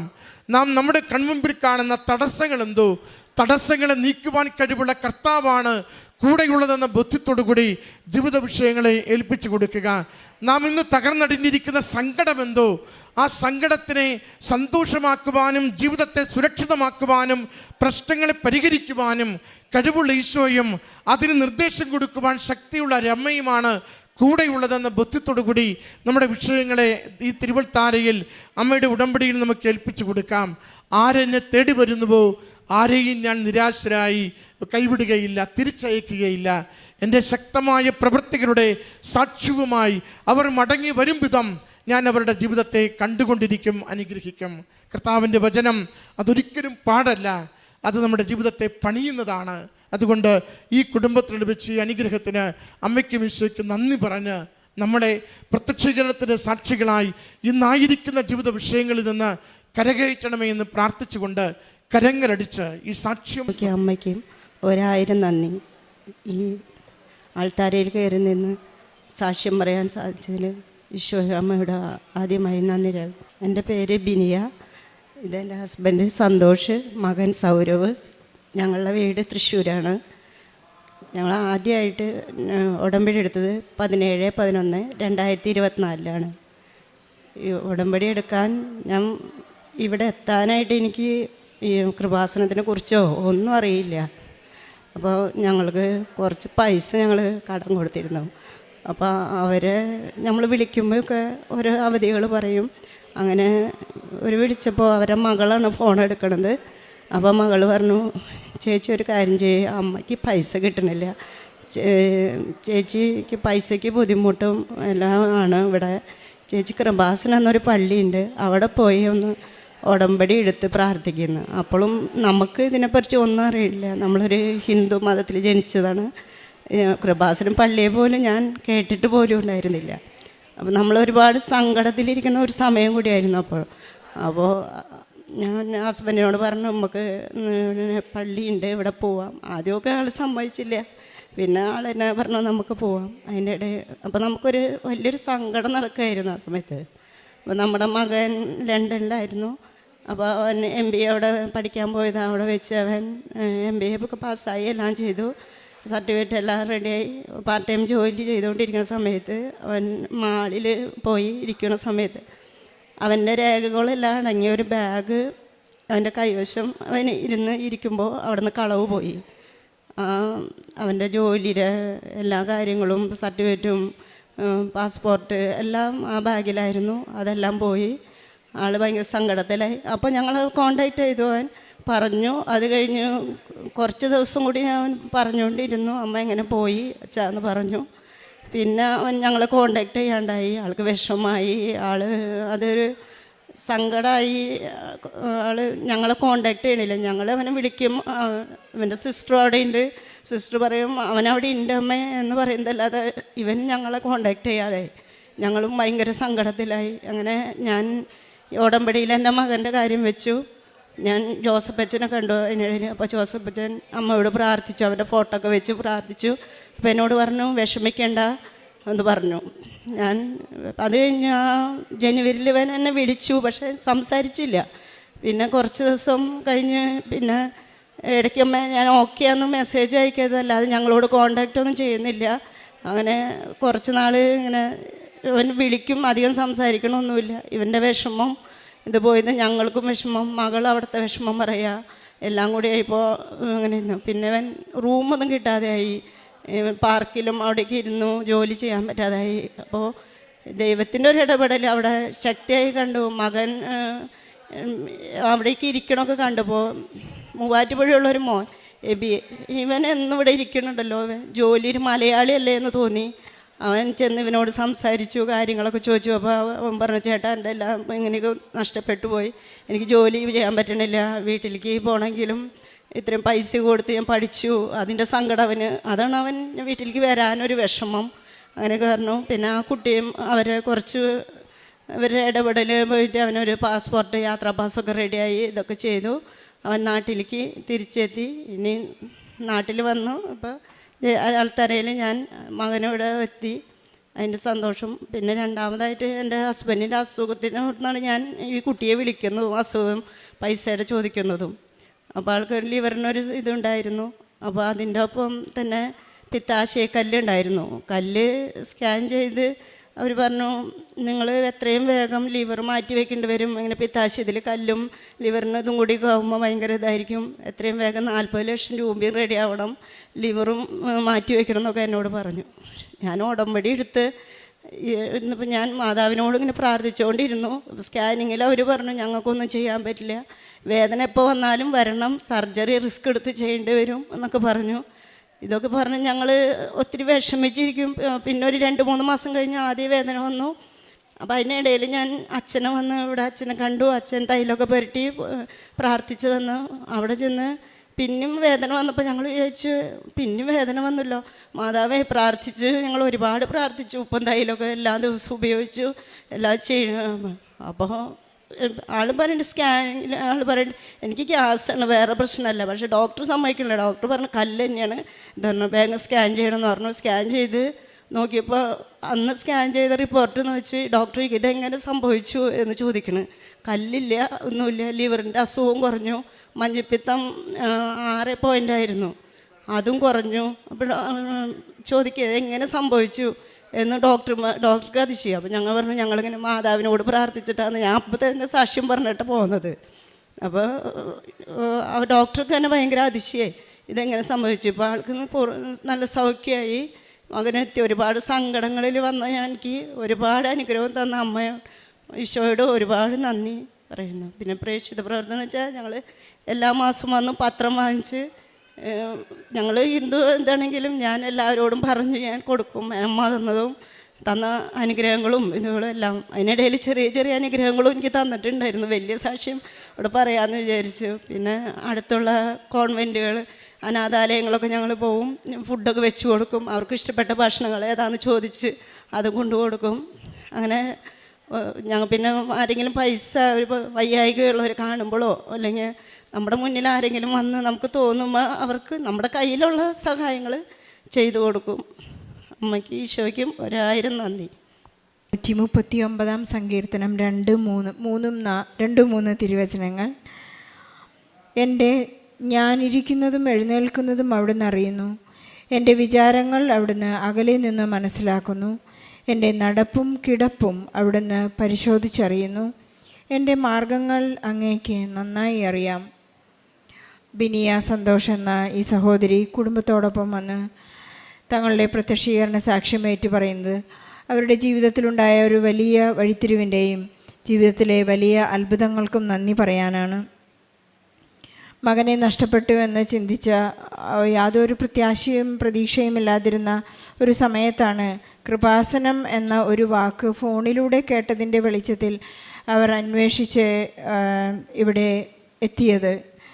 ബിനിയ ഒരുപക്ഷെ വിട്ടുപോയതാവാം ബിനിയ പറയുകയായിരുന്നു, അവർ തൃശ്ശൂരിൽ നിന്ന് തുടങ്ങുമ്പോൾ ഒരു പരുന്ത് അവരെ അനുഗമിക്കുന്ന ഒരു സീനുണ്ടായിരുന്നു. അവരെപ്പോഴെല്ലാം വണ്ടി നിർത്തിയോ അപ്പോഴെല്ലാം ആ പരുന്ത് അവിടെ വിശ്രമിച്ചു. അത് കഴിഞ്ഞ് അവരിവിടം വരെ അവർക്ക് വഴികാട്ടിയായതുപോലെ അവരിവിടെ എത്തിയെന്ന് ബിനിയ സാക്ഷ്യപ്പെടുത്തുകയായിരുന്നു.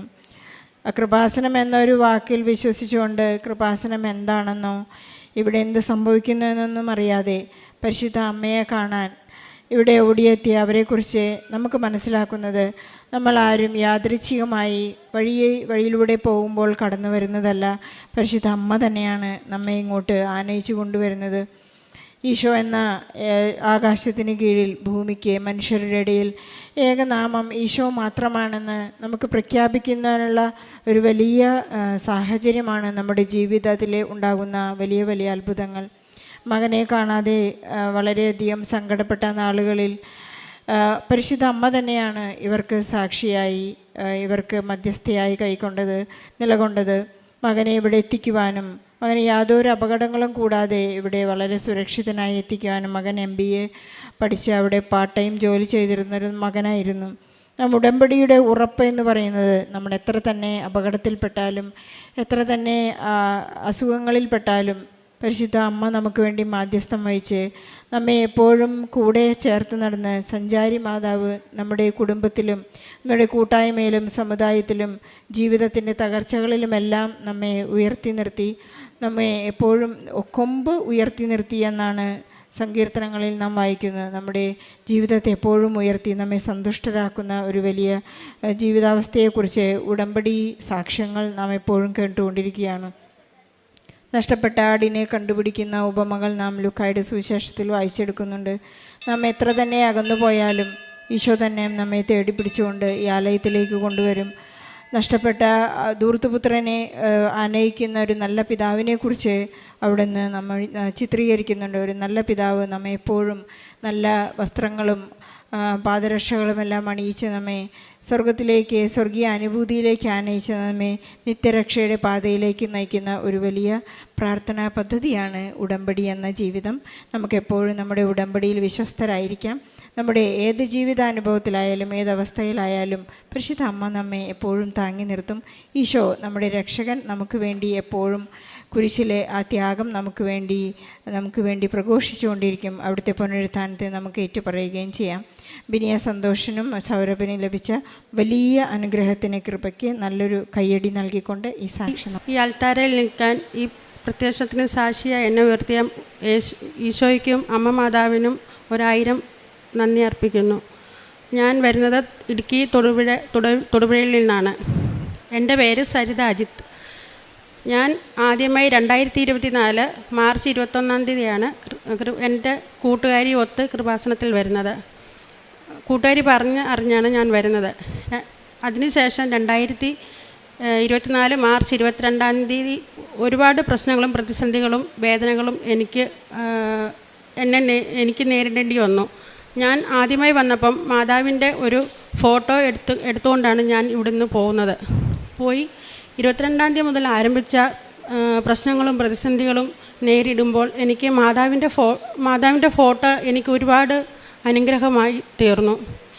22 തീയതി ഉച്ച കഴിഞ്ഞ് ഇത് എൻ്റെ മൂത്ത മകൾ ആദിത്യ, ഇളയ മകൾ ലിത്യാശ്രീ. 22 തീയതി ഉച്ച കഴിഞ്ഞ് ഞാൻ എൻ്റെ മകളുടെ സ്കൂളിൽ ചെല്ലുമ്പോൾ ഞാൻ സ്വപ്നത്തിൽ പോലും വിചാരിച്ചിട്ടില്ലാത്ത ഒരു പ്രതിസന്ധിയാണ് ഞാൻ നേരിടേണ്ടി വന്നത്. ഞാൻ 2023 പുതിയതായി ഒരു വീട് വെച്ച് വാടക വീട്ടിൽ നിന്ന് താമസം മാറിയത്. എന്നെക്കുറിച്ച് അവിടെ അറിയാത്തത് കൊണ്ടായിരിക്കാം തൊട്ടടുത്തൊരു അംഗൻവാടി പ്രവർത്തിക്കുന്നുണ്ട്. അപ്പം എൻ്റെ ഇളയ മകൾക്ക് ഒരുപാട് പ്രശ്നങ്ങളുള്ളതാണ്. അവൾ നോർമലല്ല. അവളെ ഞങ്ങൾ ചികിത്സിക്കുകയും കൗൺസിലിംഗ് കൊടുക്കുകയും ചെയ്തുകൊണ്ടിരിക്കുകയായിരുന്നു. അപ്പം അവൾക്ക് ഉള്ള ബുദ്ധിമുട്ടിൽ അവൾ സ്വാഭാവികമായിട്ട് അവിടെ ശരീരം തന്നെ നോവിക്കുകയും പിച്ചുകയും കടിക്കുകയും അങ്ങനെയൊക്കെയുള്ള ഓരോ പ്രശ്നങ്ങൾ അവൾക്കുണ്ടായിരുന്നു. ഞങ്ങളത് കൗൺസിലിംഗ് കൊടുക്കുകയും ട്രീറ്റ്മെൻറ്റ് ചെയ്തുകൊണ്ടിരിക്കുകയായിരുന്നു. അപ്പം ഞാൻ അവിടെ പുതിയതായി താമസിച്ച് ചെന്നത് കാരണം എന്നെക്കുറിച്ച് അറിയേല. അപ്പോൾ അംഗൻവാടി ടീച്ചർ മുഖേന ചൈൽഡ് വെൽഫെയറിന് കംപ്ലയിൻറ്റ് പോയി, മാതാവിൻ്റെ ഉപദ്രവമായിരിക്കാം, അപ്പം കുട്ടിക്ക് കാലിന് ചെറിയ സ്വാധീനക്കുറവുണ്ട്, അപ്പോൾ മാതാവിൻ്റെ ഉപദ്രവമായിരിക്കാം കുട്ടി ഇങ്ങനെ എന്നും പറഞ്ഞുകൊണ്ട് ചൈൽഡ് വെൽഫെയറിന് കംപ്ലയിൻറ്റ് പോയി. പഠിക്കുന്ന സ്കൂൾ വഴിയാണ് പോയത്. ഇതറിയാതെയാണ് ഉച്ച കഴിഞ്ഞ് ഞാൻ ആ സ്കൂളിൽ ഉച്ച കഴിഞ്ഞ് 2:30-3 മണിയായപ്പോഴാണ് ഞാൻ ആ സ്കൂളിൽ ചെല്ലാനിടയായത്. ചെല്ലുമ്പോൾ CWCക്കാർ എൻ്റെ കുഞ്ഞിനെ വെച്ച് ചോദ്യങ്ങൾ ചോദിക്കുകയും അവളെ ക്വസ്റ്റ്യൻ ചെയ്ത് അവൾക്കറിയാവുന്നതും സത്യസന്ധമായ കാര്യങ്ങളെല്ലാം പറഞ്ഞു. ഞാൻ അവിടെ ചെന്നതിന് ശേഷം എന്നെ മാറ്റി ഒരു റൂമിലിരുത്തി. ഞാനിതൊന്നും അറിയാതെയാണ് അവിടെ ചെന്നെങ്കിൽ പോലും കാരണം എനിക്ക് പേടിക്കേണ്ട കാര്യമില്ല. ഞാൻ അതിനകത്ത് ഒരു തെറ്റും ചെയ്തിട്ടില്ലാത്ത കാരണം ഞാൻ അതിനെ നേരിട്ടു. എന്നെ മാറ്റി ഒരുപാട് ചോദ്യങ്ങൾ ചോദിച്ചു. അപ്പോൾ ഞാനും എൻ്റെ മോളും പറഞ്ഞ കാര്യങ്ങളെല്ലാം ഒരുപോലെയാണ്. എന്നാലും CWCക്കാർ കുട്ടിയെ വിട്ടുതരാൻ തയ്യാറായില്ല. അവിടുന്ന് തൊടുപുഴ ഒരു ഗവൺമെൻറ് ഹോസ്പിറ്റലിൽ കൊണ്ടുപോയി കുഞ്ഞിനെ ശരീരങ്ങൾ ടെസ്റ്റ് ചെയ്യുകയും പരിശോധിക്കുകയും കുഞ്ഞിനോട് ചോദ്യങ്ങൾ ചോദിക്കുകയും അപ്പോൾ അവളിൽ നിന്ന് അവർക്ക് പോസിറ്റീവായ ഒന്നും കിട്ടിയില്ല. എല്ലാം എനിക്ക് കാരണം ഞാൻ സത്യസന്ധമായിട്ട് അതിനെ നേരിടുന്നതുകൊണ്ട് CWCക്കാരുടെ കൂടെ വന്ന പോലീസിൻ്റെയും എൻ്റെ കുട്ടിയുടെയും കൂടെ ഞാൻ ആശുപത്രിയിൽ പോവുകയും മാതാവിൻ്റെ ഫോട്ടോ അപ്പോഴേ ഞാൻ എൻ്റെ ഫോണിൽ നിന്ന് എടുത്തു. അമ്മേ സത്യം എന്നതാണോ അത് പുറത്തു വരണം. ഇപ്പം അറസ്റ്റ് പ്രതീക്ഷിച്ച ഒരു ഇതിലാണ് ഞാൻ ഈ ആശുപത്രിയുടെ ഇതിലിരിക്കുന്നത്. എന്നെ അറിയാവുന്നവരും ഇവിടെ എന്നെ ആദ്യമായി കൊണ്ടുവന്ന എൻ്റെ കൂട്ടുകാരിയും അറിഞ്ഞ് ഓടി എൻ്റെ അടുത്ത് വന്നു. ഞാൻ കടയിൽ ജോലി ചെയ്യുന്നിടത്തു നിന്ന് അവർ ഓടി വന്നു. അപ്പം ഞാൻ അമ്മയോട് പ്രാർത്ഥിച്ചതന്നേ ഉള്ളൂ, എൻ്റെ സത്യസന്ധത എനിക്ക് വെളിയിൽ കൊണ്ടുവരണം. അങ്ങനെ പ്രാർത്ഥിച്ചുകൊണ്ടിരിക്കുക. ഒരു 1.5-2 മണിക്കൂറോളം നീണ്ട പരിശോധനയ്ക്ക് ശേഷം എൻ്റെ കുഞ്ഞിനെ CWCക്ക് ചൈൽഡ് വെൽഫെയറുകാർ ഏറ്റെടുത്ത് കൊണ്ടുപോയി. കുട്ടിയെ വിട്ടു തരാതെ കൂട്ടിക്കൊണ്ടുപോയി. അപ്പം ഞാൻ അമ്മയോട് കരഞ്ഞൊന്നേ പ്രാർത്ഥിച്ചുള്ളൂ, എൻ്റെ കുഞ്ഞിനെ എൻ്റെ അടുത്തുനിന്ന് കൊണ്ടുപോയതുപോലെ തന്നെ സത്യം വെളി വന്നു. അപ്പോൾ അതിൻ്റെ കുഞ്ഞിനെ ചികിത്സിക്കുന്ന പേപ്പറുകളും കാര്യങ്ങളും എൻ്റെ ഉണ്ടായിരുന്നു. അതിൻ്റെ ഇടയിലാണ് എൻ്റെ മൂത്ത മോൾക്ക് ഈ പ്രശ്നങ്ങൾ നേരിടുമ്പം അതേ സ്കൂൾ കോമ്പൗണ്ടിൽ നിൽക്കുമ്പോഴാണ് എൻ്റെ മോള് ആന്ധ്ര നേഴ്സിംഗ് പഠിക്കുകയാണ്, BSc നേഴ്സിംഗ് പഠിക്കുമ്പോൾ ആ പോലീസുകാരുടെ മുന്നേ നിൽക്കുമ്പോഴാണ് എനിക്ക് കോൾ വരുന്നത് കോളേജിൽ നിന്ന്.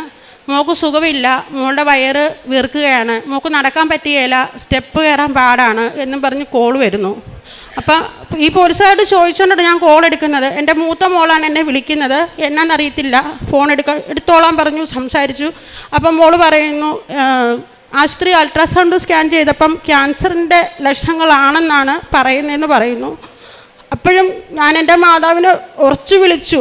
എന്നെല്ലാം പ്രതിസന്ധി ഞാൻ അവിടെ വന്നു. അപ്പം എന്നെ ഈ പ്രതിസന്ധികൾ നേരിടാനാണ് എൻ്റെ അമ്മ മാതാവ് എന്നെ ഇവിടെ കൊണ്ടുവന്നത്. അങ്ങനെയാണ് ഞാൻ വിശ്വസിക്കുന്നത്. അപ്പം അപ്പോഴും ഞാൻ പറഞ്ഞു, മാതാവ് എന്നെ പരീക്ഷിക്കല്ലേ, എന്നെ തളർത്തല്ലേ എന്ന് ഞാൻ പ്രാർത്ഥിച്ചു.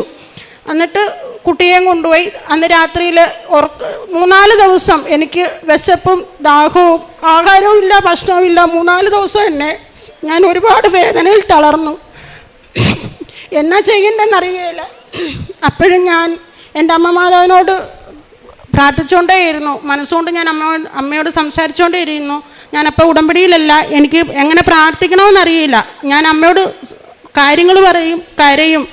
ഞാൻ അമ്മയെ ഉടമ്പടി എടുത്തേക്കാം, എൻ്റെ മക്കൾക്ക് നല്ലത് വരുത്തണേ, എൻ്റെ മകളുടെ അസുഖങ്ങൾ മാറണേ, എൻ്റെ കുഞ്ഞിനെ വിട്ടു തരണമേ, ഞാൻ ഉടമ്പടി എടുത്തേക്കാം എന്ന് പറഞ്ഞുകൊണ്ടേയിരുന്നു. ഒരാഴ്ചക്കുള്ളിൽ കുഞ്ഞിനെ മൂത്ത മകളെ പോയി പെട്ടെന്ന് കോളേജിൽ നിന്ന് കൂട്ടിക്കൊണ്ട് വരേണ്ട സ്ഥിതിയായി. കൂട്ടിക്കൊണ്ട് വരുന്നു. തൊടുപുഴ പ്രൈവറ്റ് ഹോസ്പിറ്റലിൽ കാണിക്കുന്നു. അവിടെയും പറയുന്നു ക്യാൻസറിൻ്റെ ലക്ഷണമാകാം, അല്ലെങ്കിൽ TB ആയിരിക്കാം. അവൾക്ക് നടക്കത്തില്ല, മൂത്ത മോൾക്ക് നടക്കുകയില്ല. ആകെ വാടിത്തളർന്ന് വയറും വീർത്ത് ആദ്യമൊക്കെ ഫുഡിൻ്റെ അന്നും കൊണ്ട് തള്ളിവിട്ടു മാസങ്ങൾ. അത് കഴിഞ്ഞ് ആശുപത്രിയിൽ കൊണ്ട് കാണിച്ചു. അവിടെ ഒരു ഡോക്ടർ പറഞ്ഞു ഇതുപോലെ 1 ലക്ഷം രൂപ 1.5 ലക്ഷം രൂപ അടുത്താവും, ബയോപ്സി ചെയ്യണം, ടെസ്റ്റുകൾ ചെയ്യണം. അപ്പോൾ എന്നെ സംബന്ധിച്ച് എനിക്ക് അത്രയും രൂപയൊന്നും പെട്ടെന്ന് പറ്റത്തില്ല. എൻ്റെ മകളുടെയും കരച്ചിൽ കണ്ട് ഡോക്ടർ കോട്ടയം മെഡിക്കൽ കോളേജിലോട്ട് എഴുതി തന്നു, ലെറ്റർ തന്നു വിട്ടു. എൻ്റെ മകളെ ഞാൻ കൊണ്ടുപോയി. അവിടെ കൊണ്ടുപോയി 3 ദിവസം കൊണ്ട്. അപ്പോഴും പോകുമ്പോഴും വരുമ്പോഴും എല്ലാം ഞാൻ എൻ്റെ ഫോണിൽ അമ്മ മാതാവിനോടാണ് കാര്യങ്ങൾ പറയുന്നത്, സംസാരിക്കുന്നത്. എനിക്ക് ധൈര്യം തരണം, എനിക്ക് വേറെ ആരുമില്ല, എന്നെ തളർത്തല്ലേ. അമ്മമാരോട് സംസാരിച്ചുകൊണ്ടേയിരിക്കും, പോകുമ്പോഴും വരുമ്പോഴും എല്ലാം.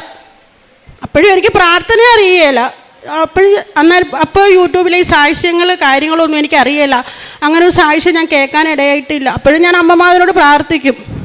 അങ്ങനെ ആശുപത്രി പോക്കും കാര്യങ്ങളും ടെസ്റ്റുകളും കാര്യങ്ങളും എല്ലാം. ഇതിനിടയിൽ എൻ്റെ ഇളയ മകളെ ചൈൽഡ് വെൽഫെയർ വെച്ചേക്കുന്ന ഹോസ്റ്റലിൽ പോകണം, അവിടെ കാണും, കുഞ്ഞിനെ കാണും. അവിടെ ചെല്ലുമ്പോൾ അവളുടെ പ്രതിസന്ധികളും വേദനകളും പറയും.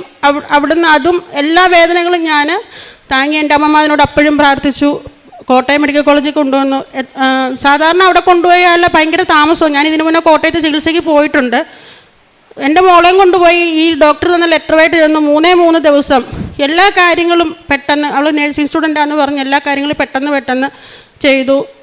ബയോപ്സി ക്യാൻസർ ടെസ്റ്റ് എന്നൊക്കെ പറയുമ്പോഴത്തേക്കിന് ഞാൻ അപ്പം മാതാവിനോട് പറഞ്ഞു, എനിക്ക് എൻ്റെ കുഞ്ഞിന് ക്യാൻസർ ആണെങ്കിൽ ഞാൻ എൻ്റെ കുഞ്ഞിനെയും കൊള്ളും, ഞാൻ ചാകും. കാരണം ഒരുപാട് പ്രതിസന്ധികൾ നേരിട്ടാണ് ഞാൻ എൻ്റെ ജീവിതത്തിൽ.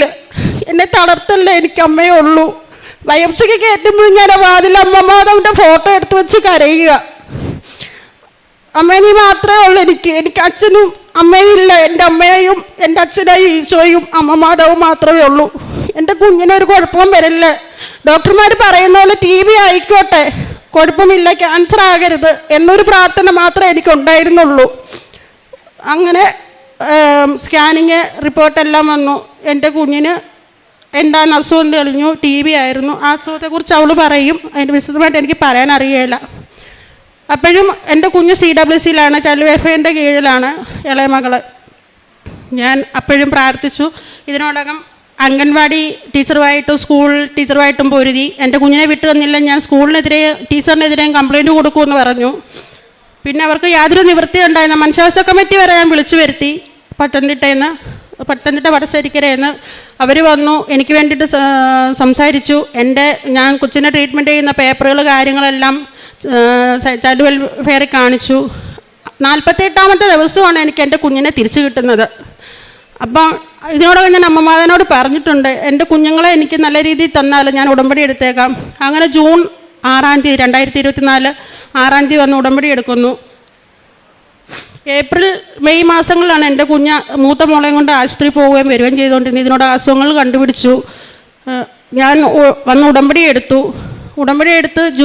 ആഗസ്റ്റ് 29 ബഹുമാനപ്പെട്ട ജോസഫ് അച്ഛനെ കാണാൻ അനുവാദം കിട്ടി. അപ്പോൾ ഞാൻ എൻ്റെ മകളെ കൊണ്ട് വരുമ്പം അവിടെ ഓരോ മൂലയ്ക്കും മാറി മാറി ഇരുന്ന്, എൻ്റെ കുഞ്ഞിന് വയറ് വീർത്തിട്ട് നടക്കത്തില്ല, ആഹാരം കഴിക്കത്തില്ല, ഗുളികകൾ കഴിക്കുവാട്ടോ, അതിൻ്റെതായ ബുദ്ധിമുട്ടും തളർച്ചയും ക്ഷീണോ, ഓരോ മൂലയ്ക്ക് ഓരോ കസാരയിലും മാറി മാറി ഇരുന്ന് ഞങ്ങൾ 5:30 ആയപ്പം വന്നതാ. അച്ഛനെ കാണുമ്പോൾ ഏകദേശം ഒരു 11 മണിയായി. അച്ഛനെ കണ്ടു കഴിഞ്ഞ് പോയി അവൾക്ക് ഉണ്ടായ അനുഭവങ്ങൾ എന്തായാലും ഒരുപാട് ബുദ്ധിമുട്ട് അനുഭവിക്കേണ്ട വന്നില്ല. എൻ്റെ കുഞ്ഞിന് രോഗസൗഖ്യമായി. അമ്മയെ ഞാൻ കൂട്ടുപിടിച്ച് അന്ന് മുതൽ ഇന്ന് വരെയും എനിക്ക് ഓരോ കാര്യത്തിനും അമ്മ എൻ്റെ കൂടെ ഞാൻ ഇങ്ങനെ കൃപാസനത്തിൻ്റെ വാതിൽ വരുമ്പോൾ എനിക്ക് എൻ്റെ അമ്മയെ എങ്ങനെ നഷ്ടപ്പെട്ടു, ആ അമ്മയുടെ അടുത്ത് വരുന്ന ഒരു ഫീലാണ് എനിക്ക്. എൻ്റെ അമ്മയുണ്ട് ഇവിടെ.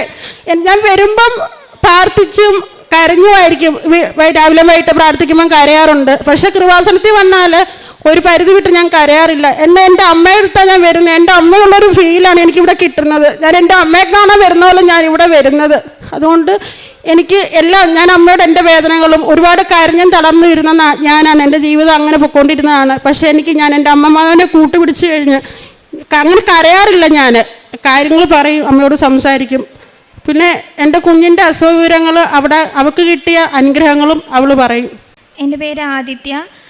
ഞാൻ ആന്ധ്രയിൽ നേഴ്സിംഗ് പഠിക്കുകയാണ്. എനിക്ക് 1 വർഷം മുന്നേ അബ്ഡോമിനൽ TB ആയിരുന്നു. അതിങ്ങനെ അൾട്രാസൗണ്ട് വഴി ചെയ്തപ്പോൾ ഒമെൻ്റൽ തിക്കനിങ് ഉണ്ടായിരുന്നു. പിന്നെ പെരിട്ടോണിയൽ ഫ്ലൂയിഡ് അക്യുമുലേഷൻ അസൈറ്റീസ് ഒക്കെ ഉണ്ടായിരുന്നു. അപ്പോൾ ചിലപ്പോൾ കിഡ്നി പ്രോബ്ലം ആയിരിക്കാം, ലിവർ പ്രോബ്ലം ആയിരിക്കും. അതൊക്കെ ചെയ്തിട്ടൊന്നും കുഴപ്പമില്ലെന്നാണ് പറഞ്ഞത്. പിന്നെ ഇതുപോലെ പറഞ്ഞു ക്യാൻസർ ആയിരിക്കാം, അല്ലെങ്കിൽ ചിലപ്പോൾ TB ആയിരിക്കാം എന്ന് പറഞ്ഞു. എന്നിട്ട് TB കൺഫേം ആയി. അത് കഴിഞ്ഞ് ഞാൻ ക്ലാസ്സിലൊന്നും പോകുന്നില്ലായിരുന്നു. വീട്ടിൽ തന്നെ ട്രീറ്റ്മെൻറ്റ് കാര്യങ്ങളൊക്കെ എടുക്കുമായിരുന്നു. പിന്നെ സെം എക്സാം ഒക്കെ വരുന്നത് കാരണം എക്സാമിന് ഏകദേശം 1 മാസം മുന്നേ കോളേജിലേക്ക് തിരിച്ചു പോയി. ആ സെം ക്ലാസ്സൊന്നും അറ്റൻഡ് ചെയ്തിട്ടില്ലായിരുന്നു. അവിടെ ചെല്ലുമ്പം എനിക്ക് നല്ല വയറുവേദന ഇടയ്ക്കിടയ്ക്ക് വരാറുണ്ട്. അപ്പോൾ അമ്മ പറയും മാതാവിൻ്റെ കശുരൂപം എടുത്ത് വെച്ച് പ്രാർത്ഥിക്ക്, തൈലം തേക്ക്, ഉപ്പ് ഇട്ട് വെള്ളമൊക്കെ കുടിക്ക്, ശരിയാവും എന്ന് പറയും. അപ്പം ഞാൻ ആദ്യമേ വിശ്വസിക്കത്തൊന്നും ഇല്ലായിരുന്നു, ഇതിലങ്ങനെ എനിക്ക് വിശ്വാസം ഇല്ലായിരുന്നു. പിന്നെ അമ്മ പറഞ്ഞതാണല്ലോ എന്ന് വിചാരിച്ച് ഞാൻ തൈലമൊക്കെ എടുത്ത് വയറ്റി തേച്ച് പ്രാർത്ഥിക്കാറൊക്കെ ഉണ്ടായിരുന്നു. അപ്പം ഇങ്ങനെ ഓരോ ദിവസം കടന്നു പോകുന്നതോറും എനിക്ക് ശരിക്കും ആ തൈലം തേച്ച് കഴിയുമ്പോഴത്തേക്ക് നല്ല രീതിക്ക് വയറുവേദനയൊക്കെ കുറഞ്ഞു തുടങ്ങും. അപ്പോൾ എനിക്ക് ചെറിയ ആദ്യം അമ്മയോട് ചോദിക്കായിരുന്നു, അമ്മ എന്ത് ഇതൊക്കെ വിശ്വസിക്കുന്നത്, സൈക്കോ വല്ലതും ആണോ എന്നൊക്കെ അമ്മയോട് ഞാൻ ചോദിക്കായിരുന്നു. പിന്നെ ഇതുപോലെ വേദനയൊക്കെ കുറയുമ്പോഴത്തേക്ക് എനിക്ക് വിശ്വാസമായി. ഞാൻ ഡെയിലി മാതാവിൻ്റെ അടുത്ത് പ്രാർത്ഥിക്കാറുണ്ടായിരുന്നു. അവിടെ ഹോസ്റ്റലിൻ്റെ മുന്നിൽ മാതാവിൻ്റെ ഒരു രൂപമുണ്ട്, അവിടെ പോയി എന്നും പ്രാർത്ഥിക്കുകയൊക്കെ ചെയ്യായിരുന്നു. അങ്ങനെ പഠിക്കാൻ നേരത്ത് മാതാവിനെ വെച്ചിട്ട് പഠിച്ച് ആ എക്സാം എഴുതി. ആ എക്സാം പാസ്സായി ഞാൻ. അത് കഴിഞ്ഞ് പിന്നെ തിരിച്ച് പ്രാക്ടിക്കൽ എക്സാം കഴിഞ്ഞ് ട്രീറ്റ്മെൻറ്റിന് വേണ്ടിയിട്ട് തിരിച്ച് വീട്ടിലോട്ട് വന്നു. പിന്നെ അത് കഴിഞ്ഞ് ഓഗസ്റ്റിൽ ഇവിടെ ജോസഫ് അച്ഛനെ കാണാൻ വന്ന്. അപ്പം ജോസഫ് അച്ഛനെ ഇങ്ങനെ പ്രാർത്ഥിച്ച് തൈലമൊക്കെ വയറ്റി തേച്ച് പറഞ്ഞു വിട്ടു. അത് കഴിഞ്ഞ് തിരിച്ച് വീട്ടിൽ ചെല്ലുമ്പോഴാണ് എൻ്റെ സെം എക്സാമിൻ്റെ റിസൾട്ട് വന്നത്. അപ്പോൾ ഞാൻ നല്ല മാർക്കോടുകൂടി പാസ്സായി. ഞാൻ ക്ലാസ്സിൽ പോകാണ്ട് അധികം ഒന്നും പഠിക്കാണ്ട് എഴുതിയ എക്സാം നല്ല മാർക്കോടെ പാസ്സായി. അത് ക്ലാസ്സിൽ എഴുതിയ പിള്ളേരുടെ ഒക്കെ കൂട്ടത്തിൽ വെച്ച് നോക്കുകയാണെങ്കിൽ എനിക്ക് 3rd വന്നായിരുന്നു. അപ്പോൾ എനിക്ക് ഒത്തിരി സന്തോഷമായി. പിന്നെ അത് കഴിഞ്ഞ് ജോസഫ് അച്ഛനെ കണ്ടിട്ട് പോയി 1 മാസം കഴിഞ്ഞ് ഒന്ന് സ്കാൻ ചെയ്ത് നോക്കി. ഡോക്ടറിൻ്റെ പ്രിസ്ക്രിപ്ഷൻ ഒന്നും ഇല്ലാണ്ട് തന്നെ സ്കാൻ ചെയ്ത് നോക്കിയപ്പോൾ അസൈറ്റിസ് ഫ്ലൂയിഡൊക്കെ ഒന്നും ഇല്ല എന്ന് പറഞ്ഞു. അങ്ങനെ ഒരു രോഗമേ ഇല്ല എന്നൊക്കെ പറഞ്ഞു. അപ്പോഴത്തേക്ക് പിന്നെ അവർ പറഞ്ഞു മരുന്ന് കണ്ടിന്യൂ ചെയ്തോ, എന്നാലും നിർത്തണ്ടെന്ന് പറഞ്ഞു. ട്യൂബർകുലോസിസിൻ്റെ ഡ്രഗ് എടുക്കുമ്പോൾ കുറേ സൈഡ് എഫക്ട്സ് കാര്യങ്ങളൊക്കെ വരുമെന്ന് പറഞ്ഞായിരുന്നു. അപ്പോൾ ഇങ്ങനെ കണ്ണിൻ്റെ കാഴ്ച പോകാം, കിഡ്നിയിൽ ബാധിക്കാം, ലിവറിൽ ബാധിക്കാം എന്ന് പറഞ്ഞിരുന്നു. പിന്നെ അപ്പോൾ എനിക്ക് വന്നത് എൻ്റെ മുടി നന്നായിട്ട് കൊഴിഞ്ഞ് പോവായിരുന്നു. അതായത് ഈ തലയോട്ടിൽ നിന്ന് ഇങ്ങനെ മുടി ഇങ്ങനെ പറഞ്ഞ് വരുമായിരുന്നു. അറ്റം ഫുള്ളായിട്ടുള്ള മുടി ഇങ്ങനെ പിഴുത് വരുമായിരുന്നു. ഓരോ തവണ മുടിയിൽ ഇങ്ങനെ ചെയ്യുമ്പോഴത്തേക്കും ഒരു കുന്നു മുടിയോളം കയ്യിൽ വരുമായിരുന്നു. കുളിക്കുമ്പോഴാണെങ്കിലും ശരി, ഫുൾ മുടി. എനിക്ക് ചെറുപ്പം തൊട്ട് അത്യാവശ്യം നല്ല രീതിക്ക് മുടിയുള്ള ആളായതാണ് എനിക്ക് നല്ല വിഷമമായിരുന്നേ. തൈലം അതൊക്കെ തേച്ച് ഇപ്പം അത്യാവശ്യം നല്ല രീതിക്ക് മുടിയൊക്കെ വളർന്നു. എല്ലാ രീതിക്കും മാതാവ് എനിക്ക് നല്ല രീതിക്കുള്ള അനുഗ്രഹങ്ങളാണ് തരുന്നത്. എക്സാം എഴുതുന്ന ടൈമിലാണെങ്കിലും ഈ തൈലവും ഉപ്പൊക്കെ കൊണ്ടുപോയിട്ട് പ്രാർത്ഥിച്ച് എക്സാമൊക്കെ എഴുതി. ഇതുവരെ എഴുതിയ എക്സാമുകളൊക്കെ ഞാൻ പാസ്സായി. ക്ലാസ് അറ്റൻഡ് ചെയ്യാണ്ട് എഴുതിയ എക്സാമും പാസ്സായി. എനിക്ക് ഒരുപാട് സന്തോഷമുണ്ട്. ആദ്യം ഞാൻ അമ്മയുടെ അടുത്ത് അങ്ങനെ ചോദിച്ചതിൽ ഞാനിപ്പോൾ ഞാൻ ഖേദിക്കുകയാണ്. കാരണം അത്ര വിശ്വാസമായി എനിക്കും ഇപ്പം മാതാവിൻ്റെ അടുത്ത്. മരുന്ന് കഴിച്ചതിൻ്റെ അവള് വിട്ടുപോയതാണ്. അവിടെ കാല് ശോഷിക്കുകയും അവിടെ മുടി പൊഴിഞ്ഞ് തല മുട്ടയായതുമാണ്. അത് ഏറ്റവും കൂടുതൽ എന്നെ വേദനിപ്പിച്ച കാര്യമാണ്. കാരണം മുടിയുള്ള കുഞ്ഞായിരുന്നു. അപ്പോൾ ഇവിടെ ഈ നെറ്റി എല്ലാം നല്ലോണം കഷണ്ടിയായി, മുടിയൊന്നുമില്ലായിരുന്നു. അവിടെ ഫോണിൽ ഫോട്ടോയുണ്ട്, മുടി പൊഴിഞ്ഞു പോകുന്ന. ഓരോ തവണയും അവൾ കോളേജിൽ നിന്ന് എനിക്ക് ഫോട്ടോ ഇട്ട് തരുമ്പോഴും ഞാൻ പറയും കുഴപ്പമില്ല, അമ്മ മാതാവ് എല്ലാം തരും, ഈശോ അനുഗ്രഹിക്കും എന്നും പറഞ്ഞുകൊണ്ട് ഞാൻ എണ്ണ കാച്ചി ഇവിടുത്തെ തൈലം 2-3 തുള്ളി അതിനകത്ത് ഒഴിച്ച് കൊറിയർ അയച്ചു വിടും എൻ്റെ മോൾക്ക് തലയിൽ പെട്ടാൻ. അങ്ങനെയാണ് അവൾക്ക് മുടി വളർന്നത്. പിന്നെ എനിക്ക് അല്ലാതെ ഒരുപാട് ഞാൻ 2024 ഒക്ടോബർ മാസത്തിലെ അഖണ്ഡ ജപമാല കൂടണമെന്ന് ഒരുപാട് ആഗ്രഹിച്ചു. ഒരാഴ്ചയ്ക്ക് മുന്നേ ഞാൻ അതിൻ്റെ തയ്യാറെടുപ്പിലായിരുന്നു. അപ്പോൾ എല്ലാവരും പറയും ഭാഗ്യം ഉണ്ടെങ്കിൽ അതിന് കൂടാൻ പറ്റുള്ളൂ എന്ന്. അപ്പം ഞാൻ അതിൽ നല്ലോണം പ്രാർത്ഥിച്ചു, എന്നെ അതിനകത്ത് ഉൾക്കൊള്ളിപ്പിക്കാൻ അമ്മ അനുഗ്രഹിക്കണമേ ഈശോയെ. എനിക്ക് വെരിക്കോസ് വെയിനുണ്ട്, തലവേദനയുണ്ട്, ഓവറിൽ സിസ്റ്റുണ്ട്, എനിക്കില്ലാത്ത അസുഖങ്ങളില്ല. പക്ഷേ ഈ അസുഖങ്ങളെല്ലാം ഓരോന്ന് വരുമ്പോഴും ഞാൻ അമ്മയുടെ തൈലം, എൻ്റെ വെരിക്കോസ്, ഞാൻ ഒരു 10-12-13 മണിക്കൂർ നിന്ന് ജോലി ചെയ്യുന്ന ആളാണ് ഒരു 13 വർഷമായിട്ട്. അപ്പോൾ ആ കാലിൻ്റെ വേദന എനിക്ക് ഭയങ്കരമായിട്ട് തളർത്തു. എനിക്ക് കാല് കട്ട് കഴിക്കുക, പിന്നെ അതുപോലെ തന്നെ എൻ്റെ ഇടത്തെ കാലിൽ ഓരോ ബോള് പോലെ, ചെറിയ ബോള് പോലെ ഞരമ്പുകൾ ഇങ്ങനെ ഉരുണ്ടുകൂടി കിടക്കും, വെരിക്കോസ് വെയിൻ്റേത്. അപ്പോൾ ഡോക്ടറെ കൊണ്ട് കാണിച്ചു. ഡോക്ടർ മരുന്ന് കഴിക്കണമെന്ന് പറഞ്ഞു. ഈ ഉരുണ്ട് കിടക്കുന്ന ഞരമ്പുകൾ പൊട്ടാൻ സാധ്യതയുണ്ടെന്ന് പറഞ്ഞു. എനിക്ക് ഗുളിക തന്നു. ആ ഗുളിക അതുപോലെ തന്നെ ഞാൻ കൊണ്ട് വീട്ടിൽ വെച്ചതല്ലാതെ അതിനകത്ത് അമ്മയുടെ അനുഗ്രഹത്താൽ ഞാൻ അതിനകത്ത് ഒരു ഗുളിക പോലും എടുത്ത് കഴിച്ചിട്ടില്ല. ഞാൻ അന്ന് തുടങ്ങി എൻ്റെ തൈലം എടുത്ത് കാലയിൽ നിന്ന് നേരെ മേളിലോട്ട് കുരിശ് വരച്ച് പ്രാർത്ഥിക്കും, മസാജ് ചെയ്ത് പ്രാർത്ഥിക്കും. അമ്മ എൻ്റെ കാലിൻ്റെ വേദന കുറച്ച് തരണമേ, എനിക്ക് ഒരുപാട് കടമ്പകൾ ഇനിയും കടക്കാനുണ്ട്, എൻ്റെ തളർത്തല്ലേ എന്ന് പറഞ്ഞ് പ്രാർത്ഥിക്കും. ഒരു ദിവസം വൈകിട്ട് ഞാൻ കിടക്കുമ്പോൾ എൻ്റെ ഇടത്തുകാലിൻ്റെ വിരലിൽ എന്തോ പിടിച്ച് വലിക്കുമ്പോൾ നമുക്കൊരു ഇത് വരും, ആ ഒരു ഫീൽ എനിക്ക് അനുഭവപ്പെട്ടു. അപ്പോൾ കാലിൻ്റെ മടക്കിൻ്റെ തൊട്ട് താഴെ ഒരു ബോൾ പോലൊരു ഞരമ്പ് ചുരുണ്ട് കൂടി കിടപ്പുണ്ട്. അതിങ്ങനെ പിടിച്ച് വലിച്ച് ചുരുണ്ട് നിൽക്കുന്ന പോലെ ഒരു നല്ല ഉറക്കത്തിലാണ് ഞാൻ, ചുരുണ്ട് നിൽക്കുന്ന പോലെ എനിക്കൊരു ഫീൽ വന്നു. അപ്പോൾ ഉറക്കത്തിൽ ചാടി എണ്ണീറ്റ് ഞാൻ ഓർത്തു എൻ്റെ കാലിൻ്റെ ഞരമ്പ് പൊട്ടാൻ പോവുക, ഡോക്ടർ ഇങ്ങനെയല്ലേ പറഞ്ഞ ഞരമ്പ് പൊട്ടാൻ പോവുക. ആ ഉറക്കത്തിൽ ചാടി എണ്ണീറ്റ് എൻ്റെ ഒരു വിരലും കൊണ്ട് പെട്ടെന്ന് ഞാൻ അതേ കുരിശ് വരച്ചു. പക്ഷെ ഞാൻ പെട്ടെന്ന് കിടന്നു, കുരിശ് വരച്ചു. അമ്മ എന്നെ പരീക്ഷിക്കരുത്, രാത്രിയാ, ഞാൻ താമസിക്കുന്ന ഗ്രാമമാണ്, ഉൾഗ്രാമമാണ്, അവിടുന്ന് ഹോസ്പിറ്റലിൽ പോകണമെങ്കിൽ 1 മണിക്കൂർ ദൂരമാണ്. പ്രാർത്ഥിച്ചിട്ട് ഞാൻ പറഞ്ഞു അമ്മ എന്നെ പരീക്ഷിക്കരുത്, അത്ര മാത്രം പറഞ്ഞാൽ എനിക്ക് ഓർമ്മയുണ്ട്. പക്ഷേ രാവിലെ എണ്ണീറ്റാണ് ഞാൻ ഓർക്കുന്നത് എനിക്ക് ഇന്നലെ രാത്രിയിൽ എന്താണ് സംഭവിച്ചത്, എൻ്റെ കാലിൽ എന്നാ പറ്റിയത്. അപ്പോൾ ഞാൻ ഭർത്താവിനെ എൻ്റെ മകനെ എൻ്റെ കാല് കാണിച്ചു. ഇന്നലെ രാത്രിയിൽ എനിക്കുണ്ടായ സംഭവത്തിൽ എൻ്റെ കാല് ശരിക്കും നല്ല കറുത്ത പച്ച ഞരമ്പായിരുന്നു. പക്ഷെ ഇപ്പോൾ എനിക്കതിൽ ഒത്തിരി മാറ്റമുണ്ട്. ആ ബോൾ പോലെ കിടന്നതെല്ലാം നിരപ്പായി. പിന്നെ ചെറിയൊരു പുകച്ചിൽ മാത്രമല്ല, ആ കട്ടുകഴുപ്പ് വേദന അതെല്ലാം മാറിക്കിട്ടി. അങ്ങനെ ഓരോന്നിലും അഖണ്ഡ ജപമാലയുടെ കാര്യം പറഞ്ഞത്, അഖണ്ഡ ജപമാല ഇങ്ങനെ ഒരാഴ്ച കൊണ്ട് തയ്യാറായി. തലേദിവസം രാത്രിയിൽ ഞാൻ സായന പ്രാർത്ഥന ചൊല്ലുന്ന സമയത്ത് എൻ്റെ പ്രാർത്ഥനകൾ ചൊല്ലുന്ന എല്ലാം തെറ്റി പോവാൻ ശ്രദ്ധ വരുന്നില്ല എനിക്ക്. അപ്പോൾ വീണ്ടും ഞാൻ നിർത്തും, വീണ്ടും തുടങ്ങും.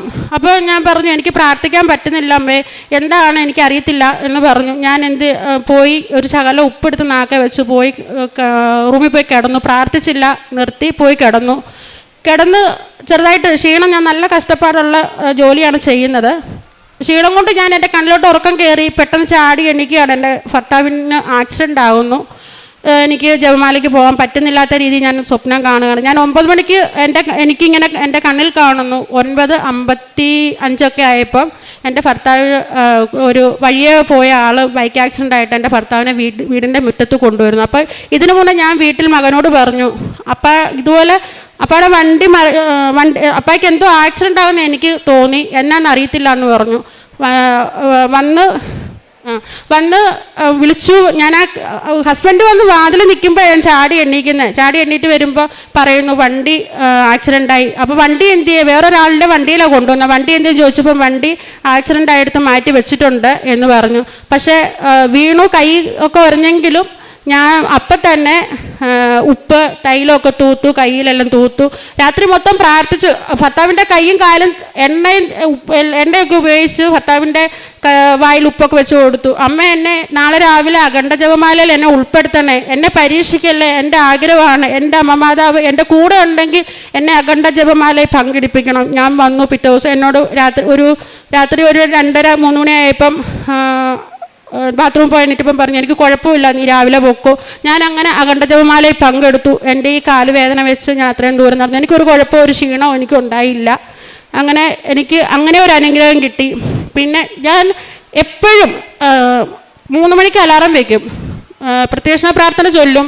അപ്പം തന്നെ 2-3 സാക്ഷ്യങ്ങൾ കേൾക്കും. സാക്ഷ്യങ്ങൾ കേട്ട് എല്ലാവർക്കും ഷെയർ ചെയ്യും. ആ സമയത്ത് തന്നെ എല്ലാവരും ചോദിക്കും സരിതയ്ക്ക് സാക്ഷ്യങ്ങൾ ലഹരിയായോ, ഇതിന് അഡിക്റ്റായിപ്പോയി. ഞാൻ സീരിയലിന് അഡിക്റ്റായിരുന്നു. പക്ഷേങ്കിൽ അമ്മ മാതാവിനെ എന്ന് ഞാൻ കൂട്ടുപിടിച്ചോ അതിൽ നിന്നെല്ലാം ഞാൻ പിന്മാറി. നല്ല രീതിയിൽ കുറഞ്ഞൊരു 10-15 സാക്ഷ്യങ്ങളും കേൾക്കും ഞാൻ. എൻ്റെ ഭർത്താവാണല്ലോ എന്നോട് ചോദിക്കും, ഞങ്ങൾ രണ്ടും ഒരു കടയിലാണ് ജോലി ചെയ്യുന്നത്. എപ്പോഴും എൻ്റെ കടയ്ക്കുള്ളിൽ സാക്ഷ്യങ്ങളും ജോസഫച്ചൻ്റെ ടോക്കുകളും ഉപവാസപ്രാർത്ഥനയും മാത്രമേ ഉണ്ടാവുകയുള്ളൂ.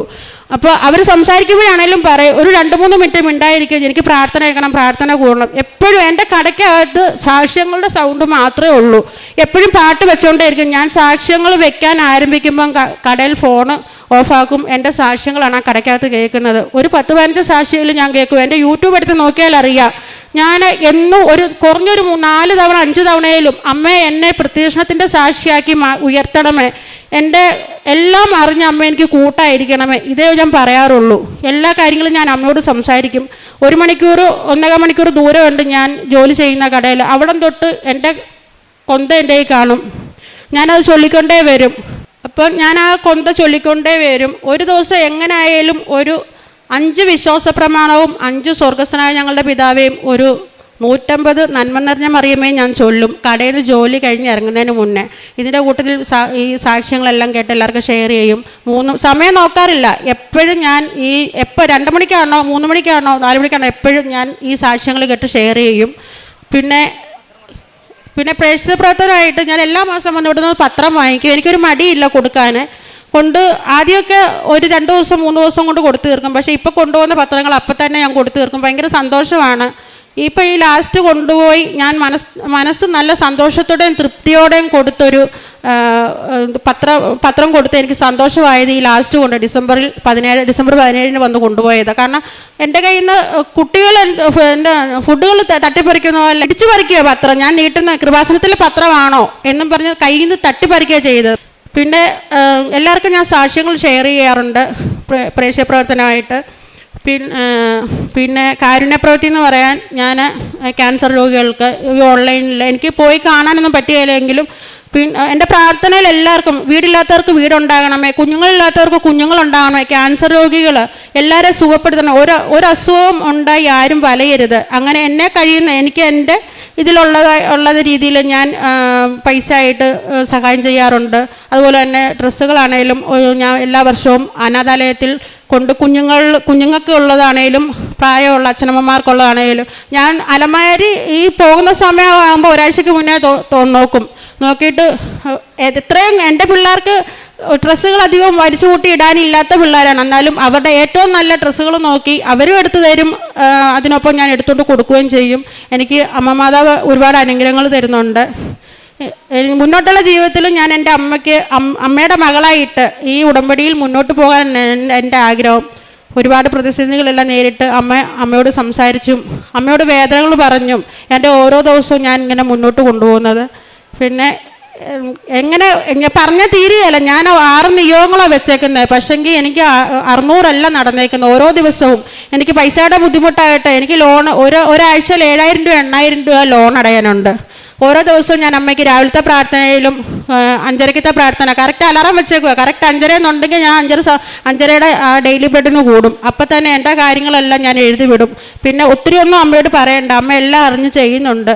ഞാൻ മുന്നോട്ടുള്ള ജീവിതത്തിലും ഞാനും എൻ്റെ മക്കൾ ഇപ്പോൾ എൻ്റെ മോള് ഉടമ്പടി എടുത്തേക്കുവാണ്. ഇന്ന് ആദ്യ ഉടമ്പടിയാണ്. ഞാനിത് 4ാമത്തെ ഉടമ്പടിയാണ്. അപ്പോൾ മുന്നോട്ടുള്ള ജീവിതത്തിൽ ഞാൻ ഇങ്ങനെയൊക്കെ തന്നെ ആയിരിക്കും. എനിക്ക് മാതാവിനെ ഞാൻ കൂട്ടുപിടിച്ച് മുന്നോട്ട് പോകാനാണ് എൻ്റെ ഒരു ആഗ്രഹം. പിന്നെ ഇത്ര അനുഗ്രഹങ്ങൾ തന്ന അമ്മ മാതാവിനും ഈശോയ്ക്കും 1000 നന്ദി സമർപ്പിക്കുന്നു. എൻ്റെ ഹൃദയത്തിൻ്റെ ആകുലതകൾ വർദ്ധിക്കുമ്പോൾ അങ്ങ് നൽകുന്ന ആശ്വാസം എന്നെ ഉന്മേഷവാനാക്കുന്നു. സങ്കീർത്തനം 94:19. ഹൃദയത്തിൻ്റെ ആകുലതകൾ വർദ്ധിക്കുമ്പോൾ ഈശോയിലും അമ്മയിലും ലഭിക്കുന്ന ആശ്വാസമാണ് നമ്മെ കൂടുതൽ ഉന്മേഷവരാക്കുന്നത്. നമ്മുടെ ഉന്മേഷം നമ്മുടെ ദൈവത്തിൽ കണ്ടെത്താൻ നമുക്കും ആഗ്രഹിക്കാം. ജീവിതത്തിലെ പ്രശ്നങ്ങൾ കൂടുമ്പോൾ, പ്രതിസന്ധികൾ വർദ്ധിക്കുമ്പോൾ, ഭയം, ഭാവിയെക്കുറിച്ചുള്ള ഉത്കണ്ഠകൾ, ഇവയെല്ലാം നമ്മെ തകർക്കുമ്പോഴും ഈശോയും അമ്മയും നമ്മുടെ കൂടെയുണ്ട് എന്നുള്ളൊരു വിശ്വാസമാണ് നമുക്ക് ആശ്വാസം നൽകുന്നത്. ഈ മകൾ സരിത അജിത്തും കുടുംബവും നമ്മളോട് ഷെയർ ചെയ്തത് അതുതന്നെയാണ്. ജീവിതത്തിലെ പ്രതിസന്ധികൾ തരണം ചെയ്യാൻ ബുദ്ധിമുട്ടുമ്പോഴാണ് ഈ മകൾ കൃപാസനത്തിൽ പരിശുദ്ധ അമ്മ പ്രത്യക്ഷപ്പെട്ട ഈ ആലയത്തിൽ വന്ന് അമ്മയുടെ സഹായം, അമ്മയിൽ ആശ്വാസം തേടാൻ ആഗ്രഹിച്ചത്. പിന്നീട് ഉടമ്പടി എടുക്കുകയും ഉടമ്പടി ജീവിതം നല്ല ഭക്തിയോടെ വിശ്വാസത്തോടെയാണ് ഈ മകൾ നയിച്ചത്. മകൾ പറഞ്ഞതുപോലെ തന്നെ ഇവിടെ വരുമ്പോൾ സ്വന്തം അമ്മയുടെ അടുകിലേക്ക് വരുന്ന ഒരു പ്രതീതിയാണ്. നഷ്ടപ്പെട്ട അമ്മ ഇവിടെയുണ്ട്, ആ അമ്മയുടെ അടുത്തേക്ക് വരുന്ന ഒരു ഫീലാണ് ഈ പരിശുദ്ധ അമ്മ പ്രത്യക്ഷപ്പെട്ട ഈ ആലയത്തിൽ വരുമ്പോഴെന്നാണ് ഈ സഹോദരി നമ്മളോട് ഷെയർ ചെയ്തത്. എൻ്റെ വേദനകൾ എടുക്കാനും എൻ്റെ കഷ്ടതകൾ കേൾക്കാനും മാതാവിനെ കൂട്ടുപിടിച്ച നാൾ മുതൽ എൻ്റെ കൂടെ ആരോ ഉണ്ടോ എന്നുള്ളൊരു വിചാരമാണ് എനിക്ക് ഒരു ആത്മവിശ്വാസം എന്നെ ഉന്മേഷവതിയാക്കുന്നു എന്നാണ് ഈ മകൾ നമ്മളോട് ഷെയർ ചെയ്തത്. പരിശുദ്ധ അമ്മ കാനയിലെ വിവാഹത്തിൽ എന്ന പോലെ നമ്മുടെ അവസ്ഥകൾ കാണുമ്പോഴും ഈശോയോടെല്ലാം ചെന്ന് പറയുകയാണ്. അമ്മ അന്ന് പറഞ്ഞത് അവർക്ക് വീഞ്ഞില്ല എന്ന് പറഞ്ഞപ്പോൾ ഇന്ന് അമ്മ ഇവരുടെ കാര്യത്തിൽ പറഞ്ഞത് അവർക്കിനി ആശ്വാസമില്ല എന്നാണ് ഈശോയോട് പറഞ്ഞത്. പിന്നെയാണ് ഈ മകള് ഒരു വഴി ഈശോയും അമ്മയും കാണിച്ചു കൊടുക്കുന്നത്. ഈ ആലയത്തിൽ അമ്മ ജീവനോട് പ്രത്യക്ഷപ്പെട്ട ഈ സന്നിധിയിൽ വന്നപ്പോഴാണ് ആശങ്കയിൽ നിന്ന് സമാധാനവും ഭയത്തിൽ ധൈര്യവും കണ്ണീരിൽ ഒരു പ്രത്യാശയുമുണ്ടെന്ന് ഈ മകൾക്ക് മനസ്സിലായത്. ആദ്യം ഈ മകൾ വന്നത് കൊച്ചുമകൾ CWCയിൽ കൊണ്ടുപോയപ്പോൾ വളരെ വിഷമിച്ച് ഒരു തെറ്റ് ചെയ്യാത്ത ഒരു കാര്യത്തിന് വേണ്ടിയിട്ട് ഈ മകൾ അത് ഫേസ് ചെയ്യേണ്ടി വന്നു. കണ്ണീരോടെ വന്ന് പ്രാർത്ഥിച്ചപ്പോഴാണ് അമ്മ ആ കാര്യം ഏറ്റെടുത്തത്. മനുഷ്യാവകാശ ഹ്യൂമൻ റൈറ്റും പിന്നെ CWC എല്ലാം കൂടെ ചെയ്ത് ഒരു വലിയൊരു പ്രതിസന്ധിയിലായിരുന്ന സമയത്താണ് ഈ മകൾ വന്ന് കരഞ്ഞ് പ്രാർത്ഥിച്ചപ്പോൾ ഈശോയും അമ്മയും ചേർന്ന് ഈ മകളുടെ കാര്യം നടത്തി കൊടുക്കുകയും മകളെ വിട്ടുകൊടുക്കുകയും ചെയ്തത്. പിന്നീടാണ് മൂത്ത മകൾക്ക് അബ്നോർമൽ TBയുടെ അസുഖമുണ്ടാകുകയും എക്സാമിന് വളരെ ബുദ്ധിമുട്ടായ ഒരു സമയത്താണ് BSc നഴ്സിംഗിൻ്റെ എക്സാം ആവുകയും പരിശുദ്ധ അമ്മ നല്ല രീതിയിൽ ഇവിടെ കണ്ണുനീരോടെ പ്രാർത്ഥിച്ചപ്പോൾ ഇടപെട്ട് എന്ന് നമ്മൾ കാണിക്കുന്നതാണ് ഈ മകളുടെ റിസൾട്ട്. എല്ലാ കാര്യത്തിലും അമ്മ ഏറ്റെടുക്കുന്ന ഒരു പ്രതീതിയാണ്. സ്വന്തം മക്കളുടെ കാര്യത്തിൽ ഈ മകൾ പറഞ്ഞു, ഒത്തിരി ഒന്നും പറയേണ്ട ആവശ്യമില്ല, അമ്മയെല്ലാം ചെയ്തു തരുന്നുണ്ട്, എനിക്ക് അമ്മയ്ക്കെല്ലാം അറിയാം, എൻ്റെ കാര്യങ്ങളെല്ലാം അറിയാം. അതേ പരിശുദ്ധ അമ്മ നമ്മുടെ ഓരോ കാര്യത്തിലും ശ്രദ്ധാലുവാണ്. ഈ അമ്മയാണ് മകൾക്കും ഈ വിശ്വാസ കൈമാറ്റം കൊടുത്തത്. വിശ്വാസത്തിലൂടെ നയിക്കുവാനും കൃപാസനത്തെപ്പറ്റി പറയുവാനും ഈ മകളെ ഉടമ്പടി ജീവിതത്തിലേക്ക് നയിക്കുവാനും ഈ അമ്മയാണ് ഈ മകളെ കൈപിടിച്ച് മുന്നോട്ട് നയിക്കുന്നത്. നമ്മുടെ ജീവിതം പിന്നീടുണ്ടായിരുന്ന രോഗസൗഖ്യമാണ് ഒരു വലിയൊരു രോഗസൗഖ്യം. അതായത് അബ്നോർമൽ TB ഉണ്ടായിരുന്ന വളരെ വിഷമിച്ച് വളരെ ഒത്തിരി ഭയമായിരുന്നു, എന്ത് അസുഖമായിരിക്കും. പക്ഷേങ്കിൽ അവിടെയും പരിശുദ്ധ അമ്മ കൂടെ നിന്നുകൊണ്ടാണ് ഈ മകൾക്ക് ഒരു വലിയൊരു രോഗസൗഖ്യം നൽകിയത്. 13 വർഷം നീണ്ടു നിന്ന വെരിക്കോസ് വെയിൻ്റെ അസുഖമാണ് സമയചുരുക്കത്തിൻ്റെ അമ്മ ഉടമ്പടി എടുത്ത ഉടനെ ഈ മകൾക്ക് രോഗസൗഖ്യം കൊടുത്തത്. മകനെ സംരക്ഷിച്ചതും ഈ അമ്മ തന്നെയാണ്. ഓരോ പ്രതിസന്ധികളുടെ സമയത്തും ഈ അമ്മ പ്രതീക്ഷയോടെ വിശ്വാസത്തോടെ പരിശുദ്ധ അമ്മയുടെ അരികിൽ വന്ന് ഓരോ പ്രാവശ്യം ഓരോ കാര്യങ്ങൾ പറയുമ്പോഴും അമ്മ ഈ മകളുടെ ഓരോ കാര്യത്തിൽ ശ്രദ്ധാലുവാണ്. എല്ലാം ഈശോയോട് പറഞ്ഞ് എല്ലാ കാര്യങ്ങളും ചെയ്തു കൊടുക്കുന്നതായിട്ടാണ് നാം കാണുന്നത്. മകൾ പറഞ്ഞതുപോലെ പത്രം കൊടുക്കുവാൻ ഞാൻ സന്തോഷത്തോടെ പോകുമായിരുന്നു. ഒരു വിഷമവും ഇല്ല, ഒരു ദുഃഖമോ ഇല്ല. പത്രം എല്ലാവർക്കും കൊടുത്ത്, കാരണം മകൾക്ക് ലഭിച്ച അനുഗ്രഹങ്ങൾ കുറേയുണ്ട്, അതെല്ലാം മറ്റുള്ളവരോട് ഷെയർ ചെയ്യാനായിട്ട് ഈ മകൾക്ക് വലിയ സന്തോഷമായിരുന്നു. ആ സന്തോഷവും ആ തീഷ്ണതയുമാണ് ഈശോയും അമ്മയും ഉടമ്പടി മക്കളിൽ നിന്ന് ആഗ്രഹിക്കുന്നത്. നമുക്ക് ലഭിച്ച ഓരോ അനുഗ്രഹങ്ങളും മറ്റുള്ളവർക്ക് ഷെയർ ചെയ്ത് മറ്റുള്ളവരെ വിശ്വാസത്തിലേക്ക് നയിക്കുക എന്നാണ് ഉടമ്പടി മക്കളുടെ ചെയ്യുന്ന ഒരു വലിയൊരു കാര്യം. ഹൃദയത്തിലെ ആകുലതകൾ നിറയുമ്പോൾ നമുക്ക് നമ്മുടെ പരിശുദ്ധ അമ്മയോട് ചേർത്ത് ഈശോയിലെ കൂടെ ചേർന്ന് നമ്മളോട് കൂട്ടിക്കൊണ്ടു പോകുന്ന അമ്മ നമ്മുടെ കൂടെ ഉണ്ടെന്ന് നമുക്ക് വിശ്വസിക്കാം. ഈശോയുടെ ആശ്വാസം നമുക്ക് ഉന്മേഷം നൽകുവാനും പരിശുദ്ധ അമ്മ നമ്മുടെ ആകുലതകളുടെ നിമിഷങ്ങളിൽ നമ്മെ ഈശോയുടെ ആശ്വാസത്തിലേക്ക് നമ്മെ നയിച്ച് നമ്മെ ഉന്മേഷവരാകട്ടെ എന്ന് നമുക്കും പ്രാർത്ഥിക്കാം. സരിത അജിത്തിന് കുടുംബത്തിന് ലഭിച്ച എല്ലാ അനുഗ്രഹങ്ങൾക്കും നമുക്ക് കരങ്ങളടിച്ച് ദൈവത്തെ മഹത്വപ്പെടുത്താം. തിരുക്കുമാരനും 1000 നന്ദി. ഈ അൾത്താരയിൽ വന്നതെന്ന് സാക്ഷ്യം പറയാൻ ഞങ്ങളെ അനുഗ്രഹിച്ചതിനെ ഓർത്ത്. എൻ്റെ പേര് ആശ ജോസഫ്. ഞാൻ Thodupuzha Alakode Saint Thomas More church പള്ളിയിൽ നിന്ന് വരുന്നു. ഞാൻ ആദ്യമായിട്ട് ഇവിടെ വന്നത് 2019 മാർച്ച് മാസത്തിലെ ആദ്യത്തെ വീക്കിലായിരുന്നു. അന്ന് എൻ്റെ ഈ മോന് 4 മാസമേ ഉണ്ടായിരുന്നുള്ളൂ. എൻ്റെ ഒരു ഫ്രണ്ട് വഴിയാണ് ഞാനിവിടെ വന്നത്. ഇവിടെ വന്നിട്ട് എനിക്ക് പ്രത്യേകിച്ചൊന്നും തോന്നിയില്ല, ഞാൻ പോയി. പക്ഷേ ഒരാഴ്ച കഴിഞ്ഞപ്പോൾ എനിക്കെന്തോ പിന്നെയും വന്നെന്ന് തോന്നി. ഞാൻ ഹസ്ബൻഡിനോട് പറഞ്ഞു, ഇവിടെ വന്നു. അങ്ങനെ 2019 മാർച്ച് 19-ാം തീയതി അന്ന് എൻ്റെ ജന്മദിനമായിരുന്നു. അപ്പോൾ അന്ന് ഞാനിവിടെ വന്ന് ഉടമ്പടി എടുത്തു. ഉടമ്പടി എടുത്തപ്പം ഞാൻ വെക്കാത്തൊരു നിയോഗമാണ് എനിക്ക് ഈ നിൽക്കുന്ന മോൻ. കാരണം എൻ്റെ മോളുണ്ടായി 11 വർഷം കഴിഞ്ഞിട്ടാണ് ഈ മോനുണ്ടായത്, ഈ ഒരു മോൻ. അത് കഴിഞ്ഞപ്പോൾ ഡോക്ടർ എന്നോട് പറഞ്ഞു ഒത്തിരി കോംപ്ലിക്കേഷൻസ് ആയിരുന്നു, ഏജ് ഓവറുണ്ട് എനിക്ക്, അപ്പം ഇനി കുട്ടികളുണ്ടാവില്ല, ഓൾറെഡി യൂട്രസൊക്കെ ഒട്ടിപ്പോയി.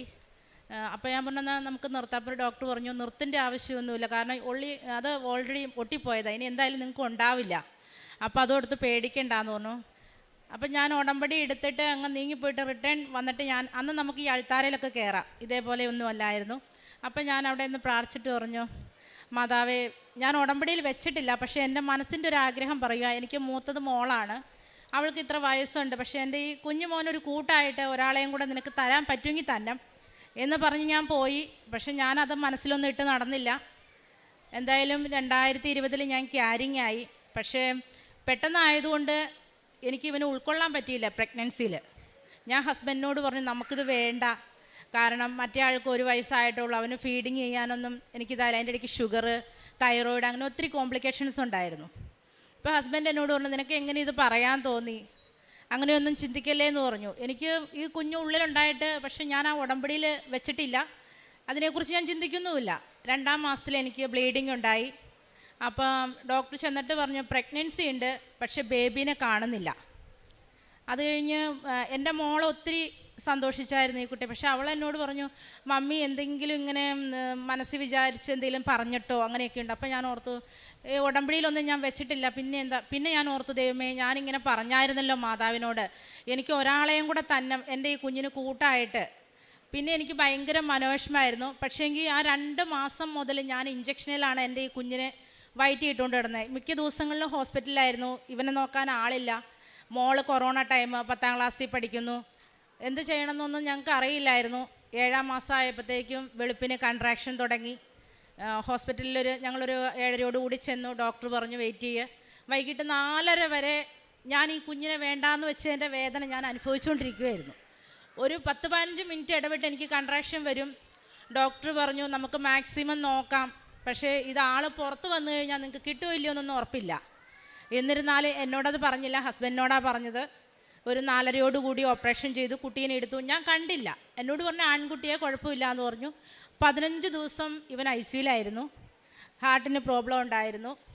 ആ വേദനയിലൊക്കെ ഞങ്ങൾ നടന്നു. പക്ഷേ ഞാൻ അപ്പോഴും ഇവിടെ വന്ന് സാക്ഷ്യം പറയാനൊന്നും ഒരു വില്ലിങ് അല്ലായിരുന്നു.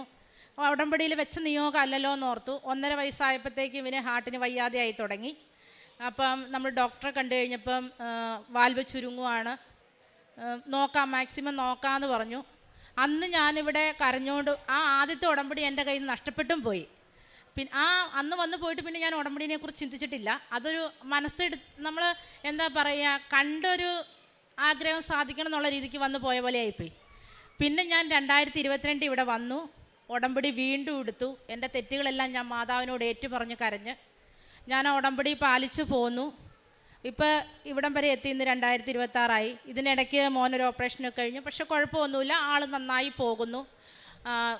ഇവന് ഹാർട്ടിൻ്റെ പ്രശ്നവും ഇവനെ നോക്കാനുള്ള ബുദ്ധിമുട്ടും കാരണം എനിക്ക് മോളെ 10ാം ക്ലാസ് കഴിഞ്ഞപ്പം എൻ്റെ ഹസ്ബൻഡിൻ്റെ പെങ്ങൾ സിസ്റ്ററാണ്, അവരുടെ കെയർ ഓഫിലൊരു ഹോസ്റ്റലിലേക്ക് മാറ്റേണ്ട വന്നു. നമ്മൾ മിക്ക ദിവസവും ഹോസ്പിറ്റലായുണ്ട്. പക്ഷേ മോള് വീട്ടിൽ നിന്ന് മാറിയപ്പോൾ അവൾക്കൊരു തോന്നലായി, മമ്മിക്ക് ഈ 2 കുഞ്ഞുങ്ങൾ വന്നപ്പം എന്നോടൊരു അകൽച്ചയായി. കാരണം അവളുടെ ഏജും അത്. അവളെന്നിട്ട് അവിടെ ചെന്ന് പഠിക്കില്ല, ആകെ ബുദ്ധിമുട്ടായി. അവർ പറഞ്ഞു നമുക്ക് ഈ കുട്ടീനെ അക്കോമഡേറ്റ് ചെയ്യാൻ പറ്റില്ല. ഞാൻ പിന്നെയും വന്ന് മാതാവിനോട് കരഞ്ഞ് പ്രാർത്ഥിച്ചു, അമ്മേ എന്തൊരവസ്ഥയാണ്, കാരണം 10ാം ക്ലാസ് ഫുൾ A+ ഉണ്ട്, ഞങ്ങൾക്ക് സാമ്പത്തികമായിട്ട് വളരെ പിന്നോക്കം നിൽക്കുന്ന ഫാമിലിയാണ്, ഇവളെ എങ്ങനെയെങ്കിലും ജർമ്മനും പഠിപ്പിക്കണം. പക്ഷേ ഇവൾ പഠിക്കുകയില്ല. എങ്ങനെയാണോ എന്തായാലും എൻ്റെ പ്രാർത്ഥന മാതാവ് കേട്ടു. പിന്നെ ഞാൻ പറഞ്ഞു മോളെ നീയാ നമ്മുടെ വീടിൻ്റെ ഒരു പ്രതീക്ഷ, അത് കളയരുത്. അവളെന്തായാലും കുഞ്ഞിൻ്റെ കാര്യങ്ങളൊക്കെ പറഞ്ഞു. എൻ്റെ പേരിലായിരിക്കാം ആൾ നന്നായിട്ട് പഠിച്ചു, കൂടെ മാതാവിൻ്റെ കൃപയുണ്ടായിരുന്നു. +2 ഫുൾ A+ കൂടി പാസ്സായി. ആ എക്സാം എഴുതിയിരിക്കുന്ന ടൈമിൽ തന്നെ നമ്മുടെ അരമനയിൽ നിന്ന് ആ സമയത്തൊരു ഓർഡർ വന്നു, സാമ്പത്തികമായിട്ട് പിന്നോക്കം നിൽക്കുന്ന മക്കൾക്ക് 75% മാർക്കുണ്ടെങ്കിൽ ജർമ്മൻ ഫ്രീ ആയിട്ട് പഠിപ്പിക്കാമെന്ന്. അവൾ +2ൻ്റെ എക്സാം കഴിഞ്ഞു വന്നതേ തന്നെ ജർമ്മൻ പഠിക്കാൻ കയറുമായിരുന്നു. ഇപ്പോൾ ജർമ്മൻ്റെ B2ൻ്റെ 3 മൊഡ്യൂൾ കിട്ടി. ആളവിടെ ഇപ്പം 4-5 മാസമായിട്ട് എറണാകുളത്ത് പഠിപ്പിച്ചുകൊണ്ടിരിക്കുന്നു. അടുത്ത എക്സാമിനായിട്ട് റെഡി ആയിട്ടിരിക്കുന്നു. ഫെബ്രുവരിയിൽ അവർക്ക് എക്സാമാണ്. അങ്ങനെ മാതാവ് അവിടെയും എന്നെ അനുഗ്രഹിച്ചു. പിന്നെയുള്ളത് 10 വർഷമായിട്ട് ഹസ്ബൻഡിൻ്റെ വീട് വിൽക്കാനിട്ടേക്കുമായിരുന്നു. നമ്മൾ റെൻ്റ് ഹൗസിലാണ് താമസിച്ചുകൊണ്ടിരുന്നത്. അപ്പോൾ ആ വീട് വിൽക്കാനായിട്ട് ഒത്തിരി തടസ്സങ്ങൾ. ഇതിനിടയിൽ ഞാൻ പുറത്തേക്ക് പോകാനായിട്ട് പാസ്പോർട്ടൊക്കെ എടുത്തു. കുഞ്ഞിന് ഹെൽത്ത് ഇഷ്യൂ ഉണ്ട്, മോളുടെ കാര്യം, ഈ 3 മക്കളെ ഹസ്ബൻഡിന് മുന്നോട്ട് കൊണ്ടുപോകാൻ ഭയങ്കര പാടി, ഞാനില്ലാതെ പറ്റില്ല. പക്ഷേ എന്ത് വന്നാലും എങ്ങനെയെങ്കിലും വിദേശത്തേക്ക് പോകണം എന്നുള്ളത് എനിക്ക് ഭയങ്കര ഒരു ആഗ്രഹമായിരുന്നു. ഞാൻ ഇറ്റലിക്ക് പോകാനും അവിടെ ഇവിടെയൊക്കെ പോകാൻ 2-3 പ്രാവശ്യം വെച്ചു. ഒത്തിരി പൈസ നമ്മുടെ നഷ്ടപ്പെട്ടതല്ലാതെ നമുക്ക് പോകാൻ സാധിച്ചില്ല. പിന്നെ ഞാനിവിടെ വന്ന് മാതാവിനോട് പറഞ്ഞു, അമ്മേ നിനക്ക് മനസ്സുണ്ടെങ്കിൽ എനിക്ക് എൻ്റെ ഈ പാസ്പോർട്ടിൽ ഒരു വിസിറ്റ് വിസയെങ്കിലും എനിക്ക് അടിച്ചതാ. കാരണം ഞാനിത് എടുത്തു വെച്ചതിന് ഒരു സന്തോഷമെങ്കിലും എനിക്കറിയാം എൻ്റെ കുഞ്ഞിന് ഇത്രയും പ്രശ്നമുള്ള കാരണമായിരിക്കും എന്നെ വിടാത്തത്, സമാധാനിക്കാം എന്നോർത്തിരുന്നു. അപ്പോഴാണ് എൻ്റെ ഫ്രണ്ട് വഴി പ്രിയനെ ഞാൻ പരിചയപ്പെടുന്നത്. പ്രിയ പറഞ്ഞു, ചേച്ചിക്ക് പുറത്തേക്ക് വന്നെന്നുണ്ടെങ്കിൽ വാ, വിസിറ്റ് അടിച്ച് പോരെ, ഞാൻ ഹെൽപ്പ് ചെയ്യാമെന്ന് പറഞ്ഞു. അങ്ങനെ ഞാൻ അബുദാബിക്ക് പോയി 3 മാസത്തേക്ക്. ഞാൻ പോയ ടൈമിലൊന്നും എൻ്റെ കുഞ്ഞിന് ഒരു കുഴപ്പമില്ലായിരുന്നു. മോളാണ് ഈ 2 മക്കളെയും നോക്കിയത്, മാതാവ് ഇവരുടെ കൂടെ തന്നെ ഉണ്ടായിരുന്നു. അവിടെ വെച്ച് പലപ്പോഴും മാതാവിൻ്റെ സാന്നിധ്യം എൻ്റെ കൂടെ ഉണ്ടായിരുന്നു. കാരണം ഞാൻ എൻ്റെ പേരൻസ് എന്നിൽ നിന്ന് എൻ്റെ സഹോദരങ്ങൾ തമ്മിലുണ്ടായൊരു തെറ്റിദ്ധാരണയുടെ പേരിൽ മിണ്ടില്ലായിരുന്നു. അപ്പോൾ എൻ്റെ കുഞ്ഞുങ്ങളെ നോക്കാനായിട്ട് ആരുമില്ല. ഹസ്ബൻഡും ഈ 3 മക്കളും തന്നെയാണ് വീട്ടിലുള്ളത്. ഇവനൊരു പനി വന്നിട്ട് തന്നെ രാത്രി ഞാൻ മോള് വിളിക്കും, മമ്മി കൊച്ചിന് വയ്യ, എന്താ ചെയ്യേണ്ടത്? കാരണം ഇവന് ഹാർട്ടിന് പ്രശ്നമുള്ള കാരണം ശ്വാസം മുട്ടുണ്ടാവും, വന്നു കഴിഞ്ഞാൽ നമുക്ക് ഓക്സിജൻ സപ്പോർട്ട് കൊടുക്കാതെ വയ്യ. അപ്പം ഞാൻ പറയും, മോനെ മമ്മി മെഡിസിൻ എല്ലാം എടുത്തു വെച്ചിട്ടുണ്ട്, മോൻ അതനുസരിച്ച് കൊടുത്തോ. അങ്ങനെ നമ്മൾ അപ്പോഴും എനിക്ക് പ്രിയയും ഒക്കെ നല്ല സപ്പോർട്ടായിരുന്നു. അതിനിടയ്ക്ക് അതാണ് എനിക്ക് ഏറ്റവും എൻ്റെ വിസിറ്റ് പാസ്പോർട്ട്. ആ പാസ്പോർട്ടിൽ അങ്ങനെ വിസിറ്റ് അടിച്ച് എനിക്ക് പോയി വരാൻ സാധിച്ചു. അതുപോലെ തന്നെ അവിടെ വെച്ചിട്ട് പ്രിയനെ എൻ്റെ ഫ്രണ്ട് മിനി വഴിയാണ് പരിചയപ്പെട്ടത്.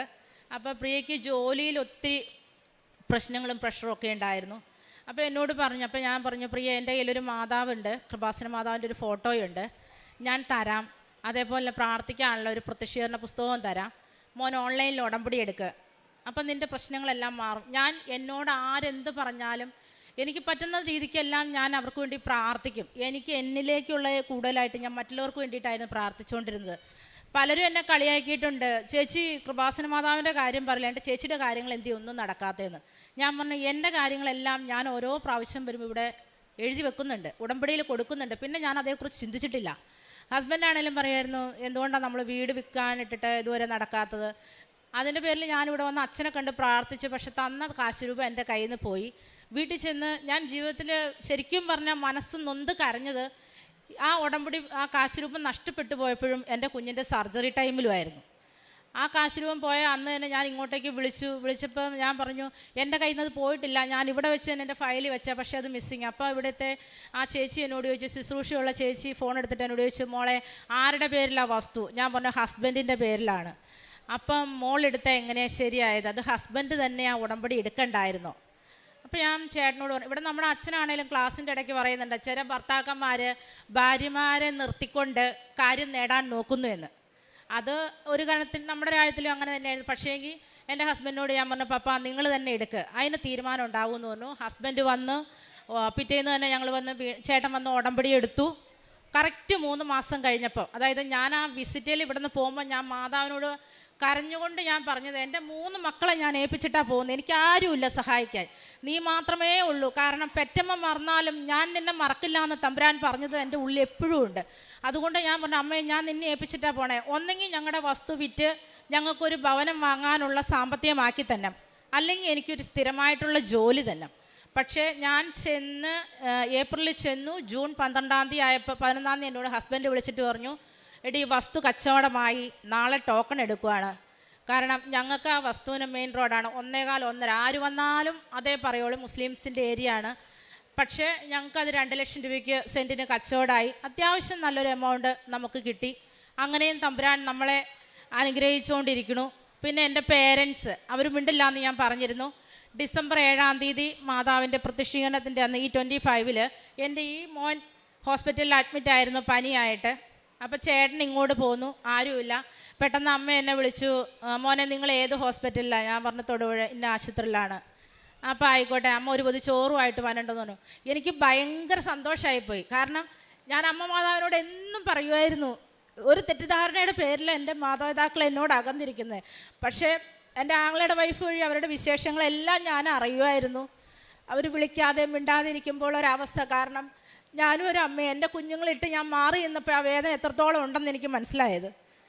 അത് കഴിഞ്ഞ് ഞാൻ ഓർത്ത അമ്മ മാത്രമേ ഉള്ളൂ എന്ന്. പക്ഷേ കയറി വന്നപ്പോൾ ചാച്ചനും ഉണ്ടായിരുന്നു. എനിക്ക് ഭയങ്കര സങ്കടമായിപ്പോയി. ഇന്ന് ഒരു ദിവസം പോലും എന്നെ വിളിക്കാതെ അവരിയ്ക്കില്ല. ഞാൻ എൻ്റെ വീട്ടിലേറ്റളയത് സഹോദരങ്ങൾ തമ്മിലുണ്ടായ ചെറിയൊരു ഇഷ്യൂവിൻ്റെ പേരിലാണ് അവർ നമ്മളെ മാറ്റി നിർത്തിയത്. പക്ഷേ ഞാൻ അതിന് അമ്മ മാതാവിനോട് ഒത്തിരി നന്ദി പറയാം. ഞാൻ മറ്റെല്ലാം മറന്നിട്ട് ഞാൻ പറയുന്നത്, എൻ്റെ പേരൻസിന് എനിക്ക് തന്നെ. കാരണം എൻ്റെ ഹസ്ബൻഡിന് അമ്മയും അപ്പനും ഇല്ല, ഞങ്ങൾക്ക് അവരേ ഉള്ളൂ. മറ്റാരൊക്കെ ഉണ്ടെങ്കിലും നമുക്ക് ജന്മം നൽകിയ കാരണവന്മാർ നമ്മളെ പിരിഞ്ഞിരിക്കുക എന്ന് പറഞ്ഞൊരു വല്ലാത്ത ഒരു അവസ്ഥയാണ്. അതെല്ലാം എനിക്ക് മാതാവ് നേടിത്തന്നു. പിന്നെ എന്താ പറയാന്ന് എനിക്ക് അറിയില്ല. കാരണം ഇവിടെ വന്നപ്പോൾ ഞാൻ എഴുതിയതൊക്കെ ഞാൻ മറന്നുപോയി. ഇപ്പം എൻ്റെ ഉള്ളിൽ വന്നതൊക്കെയാണ് ഞാൻ പറഞ്ഞത്. ഇനിയും അമ്മ എനിക്ക് ഒത്തിരി ഒത്തിരി അനുഗ്രഹങ്ങൾ തള്ളുവരും. അതേപോലെ ഇവിടെ ഇരിക്കുന്ന ഓരോ മക്കളോടും എനിക്ക് ഒന്നേ പറയാനുള്ളൂ. ഞാനൊരു കാലത്ത് ഉടമ്പടി ഉഴപ്പിയ ആളാണ്. അന്ന് ഞാൻ ഒത്തിരി മനോവേദന അനുഭവിച്ചു. ഒരിക്കലും നിങ്ങൾ ഉടമ്പടി വെച്ചേക്കുന്ന നിയോഗങ്ങൾ നടക്കില്ല എന്ന് പ്രതീക്ഷിക്കരുത്. നടക്കും. ആരൊക്കെ നമ്മളെ തളർത്താൻ നോക്കിയാലും നമ്മൾ അതിനെല്ലാം തരണം ചെയ്ത് മുന്നോട്ട് പോകും. അതുപോലെ തന്നെ പ്രേക്ഷിത വേലയായിട്ട് ഞാൻ ചെയ്യുന്നത്, പത്രം കിട്ടുമ്പോൾ തന്നെ ഇവിടെ നിന്ന് ഇറങ്ങുമ്പോൾ തന്നെ നമ്മൾ വണ്ടിയിലിരുന്നത് പ്രാർത്ഥിച്ച് പോണ വഴിക്ക്, ഈ 2 മക്കളും വഴക്കാ പേപ്പർ കൊടുക്കാനായിട്ട്. ഞങ്ങൾ പോണ വഴിക്ക് തന്നെ എല്ലാം തന്നെ കൊടുത്തിരുന്നു. നമ്മുടെ വീടിൻ്റെ അടുത്ത് 2-3 വീടുകൾക്ക് മാത്രം വെച്ചിട്ട് ബാക്കി എല്ലാം കൊടുത്ത് തീർത്തിട്ടേ ഞങ്ങൾ വീട്ടിൽ കയറാറുള്ളൂ, എത്ര വൈകിയാലും. അതുപോലെ തന്നെ എൻ്റെ ഹസ്ബൻഡിന് കൂലിപ്പണിയാണ്. കിട്ടുന്നതിന് ഒരു വീതം മാറ്റി വെച്ചിട്ട് മാസത്തിൽ അത് നമ്മൾ അർഹതപ്പെട്ടവർക്ക് ഒന്നെങ്കിൽ അരിയും അതിനകത്ത് ഒരു വീട്ടിലേക്ക് വേണ്ടുന്ന എല്ലാ സാധനങ്ങളും വെച്ച് അങ്ങനെ ഒരു കിറ്റായിട്ട് കൊടുക്കും.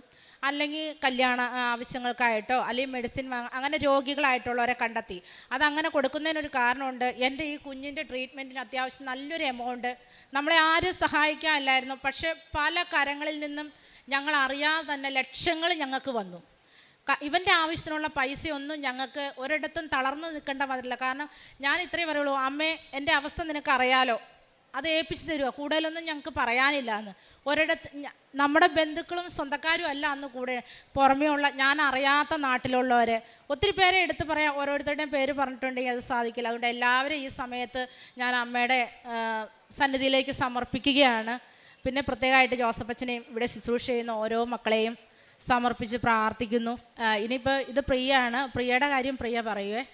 അമ്മയ്ക്കും തിരുക്കുമാരനോടും 1000 നന്ദി പറയുന്നു. ഞാൻ ചേച്ചിയെ പരിചയപ്പെടുന്നത് UAE വന്നപ്പോഴാണ്. ഞാൻ ആദ്യമായിട്ടാണ് ഇവിടെ വരുന്നത്. ആദ്യം തന്നെ ആൾക്കാരെ കയറുകയും ചെയ്തു. ഓൺലൈൻ ഉടമ്പടി എടുത്ത ജൂലൈയിലാണ് എൻ്റെ ജോലിയുടെ ഒരു പ്രശ്നമായിട്ട് എനിക്ക് അമ്മ അനുഗ്രഹിച്ച് സെപ്റ്റംബർ 15 ആയപ്പോഴത്തേക്കും എനിക്ക് നല്ലൊരു ജോലി UAE തന്നെ കിട്ടി. അതാണ് എനിക്ക് സാക്ഷിയായിട്ട് പറയാനുള്ളത്. എല്ലാത്തിനും നന്ദി, മാതാവിനോടും തിരുക്കുമാരനോടും. യെശയ്യാ 49:15-16 തിരുവചനങ്ങൾ. മുല കുടിക്കുന്ന കുഞ്ഞിനെ അമ്മയ്ക്ക് മറക്കാനാവുമോ? പുത്രനോട് പെറ്റമ്മ കരുണ കാണിക്കാതിരിക്കുമോ? അവൾ മറന്നാലും ഞാൻ നിന്നെ മറക്കുകയില്ല. ഇതാ നിന്നെ ഞാൻ എൻ്റെ ഉള്ളം കയ്യിൽ രേഖപ്പെടുത്തിയിരിക്കുന്നു. നിൻ്റെ മതിലുകൾ എപ്പോഴും എൻ്റെ മുൻപിലുണ്ട്. ആഷ ജോസഫ് എന്ന ഈ സഹോദരി തൻ്റെ ഉടമ്പടി ജീവിതത്തിൽ ലഭിച്ച വളരെ ഗൗരവമുള്ള നിയോഗങ്ങളെ അമ്മയുടെ തിരുനടയിൽ സന്തോഷത്തോടെ സാക്ഷ്യപ്പെടുത്തുകയാണ്.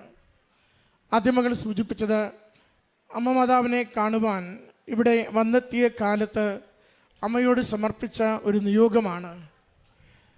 കുഞ്ഞുങ്ങൾ തമ്മിൽ പ്രായവ്യത്യാസമുണ്ടെങ്കിലും ഒരു കുഞ്ഞിനെ ഉദരത്തിൽ പെറുവാനുള്ള ഒരാഗ്രഹമുള്ളത് അമ്മയോട് പറഞ്ഞു പോകുന്നതാണ് സാക്ഷ്യപ്പെടുത്തിയത്. പലപ്പോഴും നമ്മുടെയൊക്കെ ജീവിതത്തിൽ ഇത് സംഭവിക്കാറുണ്ട്. നമുക്ക് ഒരു കാലത്ത് വളരെ പ്രധാനപ്പെട്ടതെന്നും അത്യാവശ്യമെന്നും കരുതുന്ന നിയോഗങ്ങൾ അമ്മയുടെ കരങ്ങളിൽ ഈശോയെ ഏൽപ്പിച്ചു കൊടുത്തിട്ട് നാം പോകുമെങ്കിലും കുറേ കഴിയുമ്പോൾ നമ്മളിത് ഉപേക്ഷിച്ച് കളയും. നമ്മൾ ആ തീവ്രത നമ്മൾ കളയും, ഒരുപക്ഷെ മറന്നു പോകും. ചിലപ്പോൾ നാം അമ്മ മാതാവിൻ്റെ അരികിൽ ഏൽപ്പിച്ചു കൊടുത്തതിൻ്റെ ആ ഒരു സ്നേഹത്തിൽ ജീവിക്കുവാനുള്ള വിശ്വസ്തത പോലും നമ്മൾ കാണിക്കത്തില്ല. എന്നാൽ ഇന്ന് ഈ സാക്ഷ്യത്തിൽ സഹോദരി തന്നെ വെളിപ്പെടുത്തുന്നുണ്ട്, ഞാൻ ഉപേക്ഷിച്ച എൻ്റെ നിയോഗത്തെ അമ്മ മാതാവ് ഏറ്റെടുത്ത് അതെനിക്ക് അനുഗ്രഹമാക്കി എനിക്ക് നൽകിയെന്ന. കാരണം ഡോക്ടർമാർ മകളെക്കുറിച്ച് സൂചിപ്പിച്ചത് ഗർഭപാത്രം അത് പൊട്ടിപ്പോയി, ഇനിയൊരു കുഞ്ഞിനെ താങ്ങുവാൻ കഴിവൊന്നുമില്ല, അതുകൊണ്ട് പ്രത്യേകിച്ചത് ഗർഭം നിർത്തേണ്ട ആവശ്യമൊന്നുമില്ല, കാരണം ഇനി അതിനകത്ത് യാതൊരു പ്രയോജനവും ഉണ്ടാകാൻ പോകുന്നില്ല. അത് എന്തൊക്കെ അസാധ്യതകൾ, തടസ്സങ്ങൾ ഒരു കുഞ്ഞിന് വേണ്ടി ശരീരത്തിൽ തന്നെ ക്രമീകരിക്കപ്പെട്ടിരിക്കുന്നുവെന്ന് വെളിപ്പെടുത്തുന്ന വാക്കുകളാണ്. എന്നാൽ എല്ലാം അസാധ്യമെന്ന് നമ്മൾ കരുതുന്ന, വൈദ്യശാസ്ത്രം കരുതുന്ന, മരുന്ന് കരുതുന്ന അവസരങ്ങളിൽ ഇതൊന്നുമില്ലാതെ ദൈവത്തിൻ്റെ ശക്തിയാൽ എന്തും നമുക്ക് നേടിത്തരുവാൻ സാധിക്കുമെന്ന് ഈ സഹോദരി ഈ അൾത്താരയിൽ സാക്ഷ്യപ്പെടുത്തുകയാണ്. ഉദരത്തിൽ കുഞ്ഞുരുവായ നാളുകളിൽ പോലും അതിനെ ഉൾക്കൊള്ളുവാൻ സാധിച്ചില്ലെന്ന് കൂടി സഹോദരി വെളിപ്പെടുത്തുന്നുണ്ട്. അത് ഉൾക്കൊള്ളുവാൻ സാധിക്കാതെ അത് വേണ്ടെന്ന് വയ്ക്കുവാനുള്ളൊരു മനസ്സ് പോലും ഉണ്ടായെന്ന. ശരിക്കും ജീവിത പങ്കാളിയാണ് ആ ഒരു ചിന്തയെപ്പോലും തടസ്സപ്പെടുത്തിക്കൊണ്ട് ദൈവം അനുവദിച്ചതിനെ അനുഗ്രഹമാക്കുന്നതിന് വേണ്ടി ആ ജീവിതത്തെ മുന്നോട്ട് കൊണ്ടുപോയതെന്ന് സഹോദരി എൽത്താരയിൽ വെളിപ്പെടുത്തുകയാണ്. പ്രിയമുള്ളവരെ, നമ്മൾ അമ്മ മാതാവിൻ്റെ കരങ്ങളിലേക്ക് ജീവിതത്തിൻ്റെ ഏതൊരു വലിയ വിഷയത്തെയും അസാധ്യമെന്ന് കരുതുന്ന വിഷയത്തെയും ഏൽപ്പിച്ചു കൊടുക്കുമ്പോൾ ദൈവത്തിന് അതിനൊരു തീരുമാനമുണ്ടാകും. ദൈവം നമ്മൾ ഉപേക്ഷിക്കുന്നത് പോലും ഏറ്റെടുത്തുകൊണ്ട് നമ്മുടെ നന്മയ്ക്ക് വേണ്ടി അനുവദിച്ചു തരുവാൻ തിരുമനസ്സാകും. അതുകൊണ്ട് പ്രാർത്ഥിക്കുമ്പോൾ നമുക്ക് വിശ്വാസമുണ്ടാവണം. വിശ്വസ്തയോടുകൂടി ദൈവകരങ്ങളിൽ ഏൽപ്പിച്ചു കൊടുക്കുവാൻ നമുക്കൊരു ഉറപ്പുണ്ടാവണം. നാം അത് കൊടുക്കുമ്പോൾ നമുക്കത് അനുഗ്രഹമാകും. മറ്റൊന്ന്, സഹോദരി തന്നെ തിരിച്ചറിയുന്നുണ്ട്, ഞാൻ എൻ്റെ ജീവിതത്തെ തന്നെ അത്ര കണ്ട് ദൈവശരണത്തിന് മുന്നോട്ട് പോകാതിരുന്നത് കൊണ്ട്, കുഞ്ഞിനെക്കുറിച്ച് പോലും ഞാൻ നെഗറ്റീവായി ചിന്തിച്ചത് കൊണ്ട് അതിൻ്റെ ഗർഭാരിഷ്ടതകൾ കൂടുതലായിരുന്നുവെന്ന്, ആ പിറവി കൊടുക്കുന്ന നാളുകളിലുള്ള പെയിൻ പോലും കൂടുതലായിരുന്നുവെന്ന്. അത് സാധ്യതയുള്ളതാണ്. ദൈവത്തോട് മറുതലിച്ച് നിൽക്കുമ്പോൾ നമുക്ക് ലഭിക്കുന്ന അനുഗ്രഹത്തിന് പോലും ഒരു ഫ്രിക്ഷനുള്ള സാധ്യതയുണ്ട്. അതെപ്പോഴും നമ്മൾ കരുതണം. ആ ഫ്രിക്ഷൻ നമ്മളെ കൂടുതൽ നാശത്തിലേക്ക്, സങ്കടത്തിലേക്ക് നയിക്കുവാനല്ല, മറിച്ച് നീ എന്നോട് മറുതലിക്കുമ്പോഴും ഞാൻ നിന്നോട് കരുണ കാണിക്കുന്നുവെന്ന് ദൈവം നമുക്ക് അരുളപ്പാട് നൽകുന്ന, അടയാളം നൽകുന്ന അവസരമാണ്. സഹോദരി ഇന്ന് അതിനെ അങ്ങനെ തന്നെയാണ് തിരിച്ചറിയുന്നതും. മറ്റൊന്ന്, വിദേശത്ത് പോകുവാനുള്ള പരിശ്രമങ്ങൾ പരാജയപ്പെടുമ്പോൾ വിസിറ്റിംഗ് വിസയിൽ പോകുകയും മറ്റൊരു വ്യക്തിയെ കണ്ടെത്തുകയും അത് ആ മകളുടെ ജീവിതത്തിന്, കുടുംബത്തിന് അനുഗ്രഹമായി തീരുന്നത് സാക്ഷ്യപ്പെടുത്തിയതാണ്. വേറൊന്ന്, ഭവനമൊന്ന് നവീകരിക്കുവാൻ ആഗ്രഹിച്ച് അത് നടക്കുമോ ഇല്ലയോ ഒന്നും അറിയില്ല, അമ്മയുടെ കരങ്ങളിൽ കൊടുത്തിട്ട് പോയിട്ട് സഹോദരി സാക്ഷ്യപ്പെടുത്തുന്നുണ്ട് അതിന്ന് അതിൻ്റെ പൂർത്തീകരണത്തിലേക്ക് എത്തിച്ചേരുന്നുവെന്ന്. മറ്റൊരു സാക്ഷ്യം സൂചിപ്പിച്ചത്, ഒരു പുരയിടം വിൽക്കുവാൻ വേണ്ടി ആഗ്രഹിച്ചു, നടക്കുന്നില്ല, വളരെ കുറഞ്ഞ വില മാത്രം പറയുന്നു. സഹോദരി അച്ഛനെ വന്ന് കണ്ട് പ്രാർത്ഥിച്ച് അച്ഛൻ അവിടെ നിക്ഷേപിക്കുവാൻ വേണ്ടി കാശുരൂപം കൈമാറി ബലപ്പെടുത്തി വിടുകയാണ്. എന്നാൽ എവിടെയോ കാശുരൂപം നഷ്ടപ്പെടുന്നു. അത് ഇവിടെ വിളിച്ചു ചോദിക്കുമ്പോൾ കൗൺസിലിങ്ങിനുള്ള ചേച്ചി മറുപടി കൊടുക്കുന്നുണ്ട്, ആരുടെ പേരില്ല സ്ഥലം, ആ വ്യക്തി വരണം, ആ വ്യക്തി ഉടമ്പടി എടുക്കട്ടെ, മറ്റാരെങ്കിലും ചാരിക്കൊണ്ടല്ലല്ലോ ഉടമ്പടി ജീവിക്കേണ്ടത്. ഉടമ്പടി ജീവിതത്തിൽ നമ്മൾ എപ്പോഴും ശ്രദ്ധിക്കേണ്ട ഒരു മേഖലയാണ്. നമ്മൾ ഉടമ്പടിയെ ഗൗരവത്തിൽ കാണുന്നു, അമ്മ മാതാവിൻ്റെ സംരക്ഷണം ഗൗരവത്തിൽ ആഗ്രഹിക്കുന്നുവെങ്കിൽ അവരവർ തന്നെ അവരവരുടെ ജീവിത വിഷയങ്ങൾക്കായി ഉടമ്പടി എടുക്കുവാൻ ധൈര്യമുള്ളവരും എളിമയുള്ളവരും ദൈവശരണമുള്ളവരുമായി മാറണം. ആരെങ്കിലും ചാരിക്കൊണ്ട് കാര്യം നേടുന്നവരാകരുത്. അതുകൊണ്ടാണ് ജോസഫച്ചൻ പറയുക, 16-17 വയസ്സെത്തുമ്പോൾ മക്കൾക്ക് ഇന്ന് ഉടമ്പടി എടുക്കുവാൻ അവസരമുണ്ട്, ഉടമ്പടി എടുപ്പിക്കണം. കല്യാണം കഴിഞ്ഞ മക്കൾക്ക് വേണ്ടി പ്രായമായ അമ്മയല്ല ഉടമ്പടി എടുത്ത് പ്രാർത്ഥിച്ച് അവരെയും വലിച്ചു കിട്ടി അൾത്താരയിൽ കൊണ്ടുവന്ന് സാക്ഷ്യം പറയേണ്ടത്. കല്യാണം കഴിഞ്ഞ ദമ്പതികൾ അവർ ഉടമ്പടി എടുത്ത് അവരുടെ കുടുംബത്തിന് വേണ്ടി ദൈവശരണം തേടിക്കൊണ്ട് അമ്മയുടെ അരികിൽ പ്രാർത്ഥിക്കണം. കാരണം ഇത് ഞാനും എൻ്റെ ദൈവവുമായിട്ടുള്ള ബന്ധമാണ്, ഇത് ഞാനും എൻ്റെ അമ്മ മാതാവുമായിട്ടുള്ള ബന്ധമാണ്. അതുകൊണ്ട് ആരെങ്കിലുമൊക്കെ കഷ്ടപ്പെടുവാനും ഞാൻ അനുഗ്രഹം നേടുവാനും സന്തോഷിക്കുവാനും ശ്രേയസ് നേടുവാനുമുള്ള വ്യക്തിയായി തീരുന്നത് ദൈവസന്നിധിയിലുള്ള ഒരു കബളിപ്പിക്കൽ തന്നെയാണ്. അതുകൊണ്ടാണ് ഉടമ്പടി ആ ബന്ധത്തിൽ ഉറച്ചു നിന്നുകൊണ്ട് നേടുന്ന അനുഗ്രഹമായി മാറുക തന്നെ വേണം. ആ സഹോദരൻ, ജീവിത പങ്കാളി സന്തോഷത്തോടെ വന്ന് ഉടമ്പടി എടുക്കുന്നു. ആ ചുരുങ്ങിയ നാളുകൾക്കുള്ളിൽ മതിപ്പ് വില കിട്ടിക്കൊണ്ട് ആ ഒരു പുരയിടം വിൽക്കുവാനുള്ള വഴി അമ്മ ഒരുക്കുകയും ചെയ്യുന്നു. ഉടമ്പടി പ്രകാരമുള്ള ജീവിതശൈലിക്ക് ഉടമ്പടി പ്രകാരമുള്ള അനുഗ്രഹത്തിന് അവകാശമുണ്ട്. അതുകൊണ്ട് ഓർക്കണമേ, അമ്മയുടെ കരങ്ങളിൽ ഏൽപ്പിച്ചു കൊടുക്കുന്ന ഏതൊരു ജീവിത വിഷയത്തിനും അമ്മ കൂടെ നിന്ന് സഹായിക്കും, സങ്കടങ്ങളെ അകറ്റിത്തരും. നാം കൊടുത്തിട്ട് മറന്നോ ഉപേക്ഷിച്ചോ കളയുന്ന അനുഗ്രഹത്തിന് പോലും അത് നമുക്ക് ജീവിതത്തിന് അനുഗ്രഹമാകുമെന്ന് ഉണ്ടെങ്കിൽ അമ്മ തരുവാനത് മടിക്കില്ല. നമ്മൾ കരം നീട്ടുമ്പോൾ കരങ്ങളിൽ വെച്ച് തരുവാൻ ദൈവം എപ്പോഴും അനുഗ്രഹവുമായി കാത്തിരിക്കുന്നുണ്ട്. അതുപോലെ തന്നെ സഹോദരി ഇവിടെ സൂചിപ്പിച്ചു, വിദേശത്ത് തൊഴിലിൽ പ്രതിസന്ധി ഉണ്ടായപ്പോൾ ഓൺലൈൻ ഉടമ്പടി എടുത്തു, അമ്മ സഹായിച്ചു, മെച്ചപ്പെട്ട ജോലിയിലേക്ക് നയിച്ചുവെന്ന.